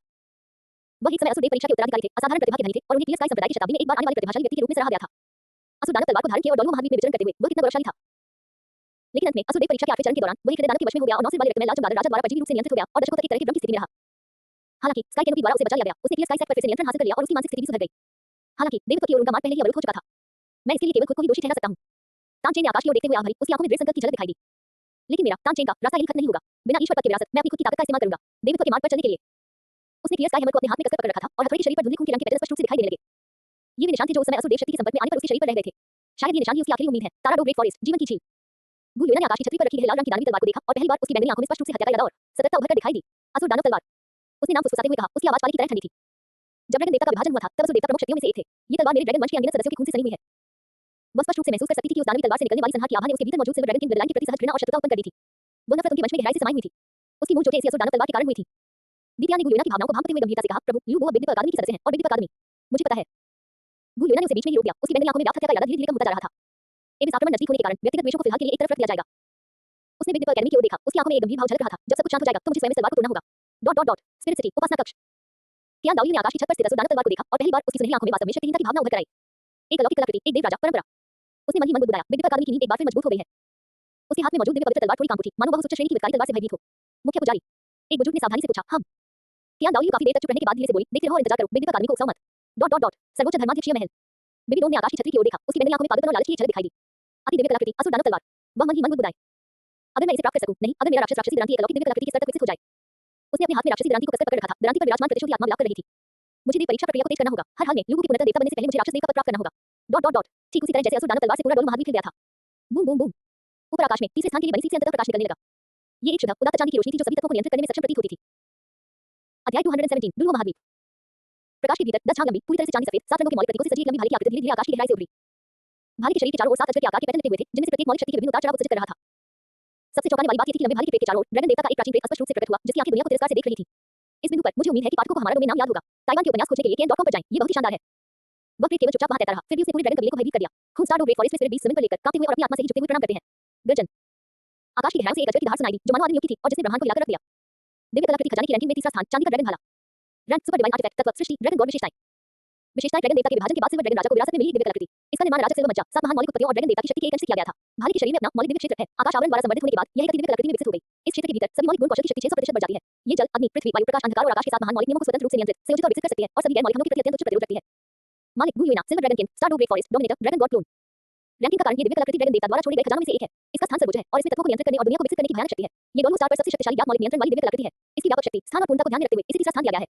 रैंकिंग पुरस्कार 1 उत्पत्ति संवर्धन, चांदी की ड्रैगन भाले की शक्ति 15% बढ़ जाती है। मौलिक दिव्य क्षेत्र का दायरा 100 मील के दायरे तक विस्तारित हो जाता है और क्षेत्र के भीतर मौलिक नियमों की गतिविधि 50% बढ़ जाती है। 2 वंशानुक्रम प्रतीध्वनि, गुलयोना का सिल्वर ड्रैगन किंग वंश सिल्वर ड्रैगन भाले के साथ गहराई से प्रतिध्वनित होता है। तात्विक नियंत्रण क्षमता स्थायी रूप से 20% बढ़ जाती है और समय, जीवन और विनाश के 3 उच्च स्तरीय नियमों को समझने की सीमा 30% कम हो जाती है। 3 मौलिक अधिकार, सिल्वर ड्रैगन भाले की विशिष्ट दिव्य कौशल, मौलिक तूफान को अनलॉक करता है। 7 महान मौलिक उत्पत्ति के तूफान को बुलाता है, सीमा के भीतर सभी लक्ष्यों पर अंधाधुंध मौलिक बमबारी करता है, समग्र मौलिक हमलों को संयोजित और व्युत्पन्न करने में सक्षम है। 4 सृजन अंतर्दृष्टि, गुलयोना की सृष्टि नियम की अंतर्दृष्टि में स्थायी रूप से 10% की वृद्धि हुई है और भविष्य में देवराज क्षेत्र को प्रभावित करने की सफलता दर में 5% की वृद्धि हुई है। आकाश छत की आवाज के गिरते ही संपूर्ण ताराडोर ग्रेट फॉरेस्ट में हलचल मच गई। गर्जन। अनगिनत ड्रैगन कबीले आत्मा राक्षसों ने आकाश की ओर दहाड़ लगाई, उनकी आवाजों ने 9 स्वर्गों को हिला दिया। वे स्पष्ट रूप से महसूस कर सकते थे कि आकाश से उतरने वाले चांदी के प्रकाश स्तंभ में ड्रैगन देवता की सबसे शुद्ध आभा और मौलिक उत्पत्ति समाहित थी। प्रकाश का स्तंभ सीधे जीवन की झील के केंद्र में गिरा और झील की सतह पर भर में 7 रंगों वाले मौलिक महासागर में परिवर्तित हो गई। जल, अग्नि, पृथ्वी, वायु, प्रकाश, अंधकार और आकाश के 7 महान तत्व इसके भीतर प्रवाहित होते और आपस में विलीन हो जाते थे। हृदय को स्तब्ध कर देने वाले मौलिक उतार चढ़ाव का उत्सर्जन करना। गुलयोना झील के बीचों बीच खड़ी थी, उसके चांदी जैसे बाल झरने की तरह और उसकी बैंगनी आंखें तारों की तरह लग रही थी। बूम। उसने धीरे से अपना हाथ बढ़ाया और वह चांदी सफेद अजगर भाला मानो अपनी आत्मा के साथ मौलिक सागर से बाहर निकला और स्थिर रूप से उसकी हथेली में आ गिरा। उसके हाथ में बस की तरह गर्म महसूस हो रहा था, फिर भी तारे की तरह भारी था। वह स्पष्ट रूप से महसूस कर सकती थी कि भाले के भीतर गहराई में ड्रैगन देवता की रचना से संबंधित वह महान शक्ति धीरे-धीरे जागृत हो रही थी। काफी उदार इनाम। गुलयोना ने अपने आप से फुसफुसाते हुए कहा, उसकी बैंगनी आंखों में जटिलता की एक झलक दिखाई दी। उसे महसूस हो रहा था कि इस समय उसके हाथ में मौजूद चांदी का ड्रैगन भाला पहले से कहीं अधिक मजबूत था। तत्वों पर शासन करने और दुनिया को विकसित करने की उस शक्ति ने उसे दी एक शिखर बना दिया। प्रथम श्रेणी की देवी होने के बावजूद वह अपनी तुच्छता को महसूस करती है। ये वास्तव में एक अलौकिक और दिव्य कलाकृति थी। लेकिन तीसरा स्थान, सिर्फ तीसरा स्थान। गु यूना ने आकाश की छतरी की ओर देखा। उसकी आंखों में पहली बार ऐसा सदमा दिखाई दिया जिसे छिपाना मुश्किल था। चांदी का ड्रैगन भाला, ड्रैगन देवता द्वारा छोड़ा गया एक खजाना, एक वास्तविक अलौकिक कलाकृति। ऐसी दिव्य कलाकृति को केवल तीसरा स्थान ही कैसे मिल सकता है? फिर शीर्ष दो, वे किस प्रकार के अस्तित्व होंगे? भगवान। दिव्यान उत्साह से आगे बढ़ा। उसकी सुनहरी ड्रैगन जैसी आंखें बेतहाशा खुशी से भरी हुई थी। तुम्हारा चांदी का ड्रैगन भाला सूची में शामिल हो गया है। सर्वोच्च दिव्य कलाकृतियों में तीसरा स्थान। ये हमारे आत्मा पशु वंश का गौरव है। भालू स्वामी और भी अधिक उत्साहित हो गया और खुशी से नाचने लगा। हा हा, मेरे स्वामी की दिव्य कलाकृति उस असुर दानव तलवार से एक पायदान ऊपर है। उत्कृष्ट। 10,000 दानवों की रानी की सेवाचक आवाज में हैरानी झलक रही थी। सृष्टि स्तरीय अति दिव्य कलाकृति, ये वास्तव में एक सर्वोच्च दिव्य कलाकृति है। ज़ैड निम्फ ने धीरे से कहा, दुर्भाग्य से ये केवल तीसरे स्थान पर है। शीर्ष दो। उसने आगे कुछ नहीं कहा, लेकिन सभी क्रूर राक्षसों के दिलों में यही विचार खड़ा हुआ। बिग डिपर अकादमी के प्रिंसिपल लू शियाओ की रहस्यमय दिव्य कलाकृति, उत्पत्ति का स्वर्ग चक्र। यह शायद प्रकट होने ही वाला था। गु यूना ने धीरे-धीरे अपने मन को शांत किया और अपने हाथ में चांदी के ड्रैगन भाले को कसकर पकड़ लिया। वह महसूस कर सकती थी कि स्काई कैनोपी के पुरस्कारों में वृद्धि के साथ भाले की उत्पत्ति में सुधार हो रहा था और मौलिक दिव्य क्षेत्र की सीमा और गतिविधि में उल्लेखनीय वृद्धि हुई थी। इससे भी महत्वपूर्ण बात यह है कि उन तीन उच्च स्तरीय कानूनों को समझने की उसकी क्षमता का स्तर कम हो गया था। समय, जीवन, विनाश, ये सभी विषय पहले ही ईश्वर राजा स्तर के दायरे को छू चुके हैं। अगाध गहराई से आक्रमण आसन है, शक्ति में वृद्धि एक अच्छी बात है। गु यूना की बैंगनी आंखों में एक तीखी चमक कौंधी। पूरे डोलू महाद्वीप में आकाश की छतरी से गुजरते हुए चांदी के ड्रैगन भाले की रैंकिंग और शक्ति को देखकर लोगों की प्रतिक्रिया पहले से भी कहीं अधिक तीव्र थी। तीसरा स्थान, चांदी का ड्रैगन भाला, एक और अलौकिक कलाकृति। ये सृष्टि स्तरीय अलौकिक कलाकृति है जो सात महान तत्वों को नियंत्रित करती है। ये सचमुच स्वर्ग को चुनौती देने वाली है। गु यूना की शक्ति पहले से ही भयावह थी और अब उसकी दिव्य कलाकृति और भी शक्तिशाली हो गई है। आत्मा पशु वंश सचमुच उठने वाला है। रुको, सृष्टि स्तरीय महादिव्य कलाकृति को केवल तीसरा स्थान दिया गया है। आकाश छत ने इसका निर्णय कैसे किया? शीर्ष दो, बिग डिपर अकादमी के अलावा और कौन सी दिव्य कलाकृति इस सूची में शामिल है? कोड। असंख्य निगाहें बिग डिपर अकादमी की दिशा पर टिकी हुई थी। यदि असुर दानव तलवार के प्रकट होने से पहले ही सभी को यह एहसास हो गया था कि बिग डिपर अकादमी में एक ईश्वर राजा है, तो परंपरा। फिर अब सिल्वर ड्रैगन स्पीयर जैसी सृष्टि स्तरीय अलौकिक कलाकृति को केवल तीसरे स्थान पर देखकर सभी के दिलों में एक भयानक आशंका पैदा हो गई। शायद शेष अज्ञात दिव्य कलाकृति भी बिग डिपर अकादमी के हाथों में है। क्लियर स्काई सेट, पर्वत शिखर। तानचेन ने आकाश की छतरी की ओर देखा और पहली बार उसकी चूड़ियों वाली आंखों में एक तरह की शांति का भाव प्रकट हुआ। सृष्टि स्तरीय अलौकिक कलाकृति, यही वास्तविक शिखर है। उसने अपने आप से फुसफुसाते हुए कहा। उसकी आवाज में पहले की तरह पछतावा और अनिच्छा का कोई निशान नहीं था। दुनिया को समझने से ही एक शांति का अनुभव होता था। उन्हें अचानक यह एहसास हुआ कि इस शानदार नए युग में उनकी पिछली दृढ़ता और महत्वाकांक्षा कितनी महत्वहीन प्रतीत होती है। उसे जिस चीज की तलाश थी वह कोई बाह्य अवसर नहीं बल्कि उसके हृदय के भीतर का मान था। ठीक उसी समय जब डोलू महाद्वीप पर सभी की निगाहें आकाश के आवरण पर टिकी हुई थी, सभी लोग द्वितीय श्रेणी की दिव्य कलाकृति के प्रकट होने की प्रत्याशा में अपनी सांसें थामे हुए थे। बूम, स्पिरिट सिटी के ऊपर अचानक एक भयानक घोर अंधेरी दरार खुल गई। एक हिंसक, ठंडी और विनाशकारी अगाध आभा एक प्रचंड बाढ़ की तरह बह निकली। देखते ही देखते स्पिरिट हॉल प्लाजा का आधा हिस्सा अपनी चपेट में ले लिया। अंतरिक्ष में भीषण कंपन होने लगी जब एक हत्या भयावह आकृति सबसे पहले बाहर निकली। वह 3 मीटर लंबा था। उसका पूरा शरीर बैंगनी रंग की सींग जैसे शिल्पों से ढका हुआ था। उसके जोड़ों से हड्डी के बाहर निकले हुए थे और उसका सिर देखने में अजगर जैसा लगता था, लेकिन वह अजगर नहीं था। लाल रंग की दो कुतियां लोक की ज्वाला से धधक रही थी। उसके शरीर से निकलने वाला दबाव वास्तव में ईश्वरीय स्तर तक पहुंच गया था और उनके भौतिक शरीर की दृढ़ता और शक्ति से दिव्य गुणवत्ता का सूक्ष्म आभास होता था। रसातल के चौथे तल का स्वामी शैतान सम्राट अवतरित हो चुका है। उसके पीछे टाइटल डोलू स्तर पर उतार चढ़ाव उत्सर्जित करने वाले दर्जनों एबिस लॉर्ड्स उमड़ पड़े, विभिन्न रूपों और भयंकर आभाओं वाले सैकड़ों रसातल प्राणियों के साथ। अगाध शैतानी ऊर्जा ने तुरंत डोलू महाद्वीप के स्थानिक नियमों को नष्ट करना शुरू कर दिया। ये जहां से भी गुजरता था वहां की वनस्पति मुरझा जाती थी, ईंटें और पत्थर गिर जाते थे और यहां तक कि प्रकाश भी मानो गायब हो जाता था।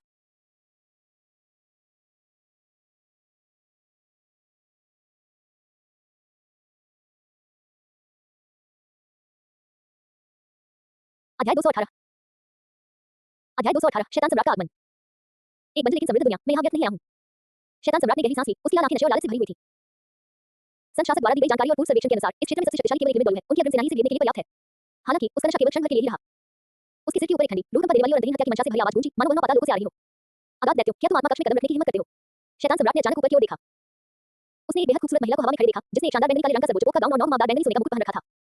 उसके हाथों में एक विशाल भयावह आकार का राक्षसी दरांती थी, जो गहरे बैंगनी और स्याही हरे रंग की बुरी रोशनी से घिरी हुई थी। उसकी एक झलक मात्र से ही उसकी आत्मा की गहराई से एक सहन सी दौड़ जाती थी। ये व्यक्ति वास्तव में लेवल 99 डोलू है। शुरुआत से ही इस स्तर की सबसे शक्तिशाली प्राणी से सामना दिलचस्प। तुम्हें पता है कि मैं रसातल से आया हूँ। अचानक शैतान सम्राट का दिल बुरी तरह कांप उठा और उसकी लाल आंखें सिकुड़ गईं। विमान से आक्रमण एक अत्यंत गुप्त मामला है। डोलू महाद्वीप के जीव जंतुओं को इसके बारे में कैसे पता चल सकता है? इसके अलावा इस महिला के हाथ में जो हथियार है वो स्पष्ट रूप से एक दिव्य कलाकृति की आभा है। क्या यह नहीं कहा गया था कि इस लोक में कोई दैवता नहीं है? उसे ये दिव्य कलाकृति कहां से मिली? आपको जानने की जरूरत क्यों है? बेबी डोम की बैंगनी आंखों में ठंडी भीतर रोशनी चमक थी। उसकी हत्या करने की मंशा उबल रही थी। घुसपैठियों, मर जाओ। आकाश की छतरी पर लगातार बढ़ती अलौकिक कलाकृतियों की रैंकिंग से वो दबाव और अपमान महसूस कर रही थी। अगाध दैत्य राक्षसों का अचानक आगमन उसके लिए अपने क्रोध को निकालने, अपनी ताकत साबित करने और आकाश की छतरी की नरसंहार रैंकिंग सूची से पुरस्कार हासिल करने का एक आदर्श लक्ष्य बन गया। स्पिरिट हॉल के सदस्यों, राक्षसों का संहार करो। बीबी डोम ने कठोर स्वर में चिल्लाया और उसके हाथ में मौजूद राक्षसी दरांती पर बैंगनी हरे रंग की बुरी रोशनी तेजी से चमक उठी। अंतरिक्ष को चीरती हुई एक चापाकार तलवार की चमक सबसे पहले शैतान सम्राट की ओर बढ़ी। जहां कहीं भी तलवार की चमक फैली, वहां अंतरिक्ष में भी जंग के हल्के निशान रह गए। वो दुष्ट दिव्य शक्ति सर्वोपरि और अजय थी। उसी समय स्पिरिट सिटी के भीतर रोशनी बार-बार चमकने लगी। कई शक्तिशाली आभाएं आकाश में फैल गईं। गोस्ट डोलवो, क्राइसेंथेमम डोलवो, स्नेक ग्लास डोलवो, पोर्क्यूपाइन फिश डोलवो, 10 से अधिक एल्डर और हाई प्रीस्ट जो टाइटल डोलवो स्तर पर थे, दौड़ पड़े और रसातल के स्वामियों और प्राणियों पर भयंकर रूप से झपटे। माना धरती को हिला देने वाली चीखें और अगाध जीवों की दहाड़े पल भर में स्पिरिट सिटी में गूंज उठी। दिव्य कलाकृति की शक्ति। राक्षसी दरांती की तेज चमक का सामना करते हुए शैतान सम्राट के शरीर के शल खड़े हो गए। संकट की तीव्र भावना ने उसे तुरंत प्रतिक्रिया करने के लिए मजबूर कर दिया। वो बेतहाशा दहाड़ा और बचाव के लिए अपनी भुजाएं मोड़ ली। गहरे बैंगनी रंग की अगाध शैतानी ऊर्जा कवच जैसी वस्तु में संघनित हो गई। बूम, तलवार की चमक शैतानी ऊर्जा से भरी कवच से टकराई और एक कान फाड़ देने वाली दहाड़ के साथ विस्फोट हो गया। शैतान सम्राट कर रहा उठा, सैकड़ों मीटर पीछे की ओर उड़ गया। उसकी भुजाओं की खाल चकनाचूर हो गई और गहरे बैंगनी रंग का खून रिसने लगा। उसकी आंखों में खौफ और गहरा गया। एक ही बार से उसका शरीर घायल हो गया था, जिसकी रक्षा क्षमता दिव्य स्तर की थी। इस महिला की ताकत उस भयानक राक्षसी दरांती के साथ मिलकर निश्चित रूप से उसे गंभीर रूप से घायल करने या यहां तक कि जान से मारने की क्षमता रखती है। चारों ओर देखने पर उसके द्वारा लाए गए कुलीन अगाध सरदारों को अचानक प्रकट हुए। डोलवो उपाधिधारकों ने बुरी तरह जकड़ लिया था। वे थोड़ी सी नुकसान में भी थे। इन मनुष्यों की ताकत और युद्ध कौशल उम्मीदों से कहीं अधिक है। ये जानकारी गलत है। इस दुनिया का पानी बहुत गहरा है। शैतान सम्राट ने तुरंत फैसला लिया। आमने सामने की लड़ाई बुद्धिमानी नहीं होगी। उसे तुरंत पीछे हटना होगा और खुफिया जानकारी वापस लानी होगी। छोड़ना चाहते हैं। शैतान सम्राट के आभा में आए उतार चढ़ाव को भांपते हुए बेबी डोम की आंखें और भी ठंडी हो गईं। उसका शरीर झिलमिलाता हुआ बैंगनी काले प्रकाश की धारा में बदल गया और वो उसका पीछा करने लगी। राक्षसी दरांती ने मृत्यु के मार्ग प्रशस्त किए, जिससे उसके पीछे हटने का रास्ता बंद हो गया। शैतान सम्राट ने दांत पीसते हुए अपनी आंतरिक शक्ति को बेतहाशा चलते हुए पाया और उसकी गति अचानक 3 गुना बढ़ गई। गहरे बैंगनी रंग की रक्तधारा में परिवर्तित होकर वह हर चीज की परवाह किए बिना स्थान की ओर दौड़ पड़ा। उसने बेबी डोन के पीछा करने के दौरान 2 बार तलवार की लपटें झेलने का जोखिम भी उठाया, जिससे उसकी पीठ पर 2 ऐसे गहरे घाव हो गए जिनमें हड्डी दिखाई दे रही थी। आसमान में शैतानी खून के छींटे पड़े जो हवा को बुलाते हुए चटकने की आवाज कर रहे थे। जैसे ही वह दरार में वापस जाने वाला था, जो लोग प्रकाश का अपमान करते हैं उन्हें ईश्वरीय दंड भुगतना पड़ेगा। प्राचीन काल से उत्पन्न होती प्रतीत होने वाली प्रकाश की एक शांत रात्रि आवाज स्वर्ग और पृथ्वी में गूंज उठी। अगले ही पल पूरा आकाश शुद्ध और विशाल सुनहरे पवित्र प्रकाश से भर गया। पवित्रता, भव्यता और शुद्धिकरण की एक आभा पूरे क्षेत्र में फैल गई, जिससे कुछ मील के दायरे में मौजूद अगाध शैतानी ऊर्जा तुरंत बिखर गई।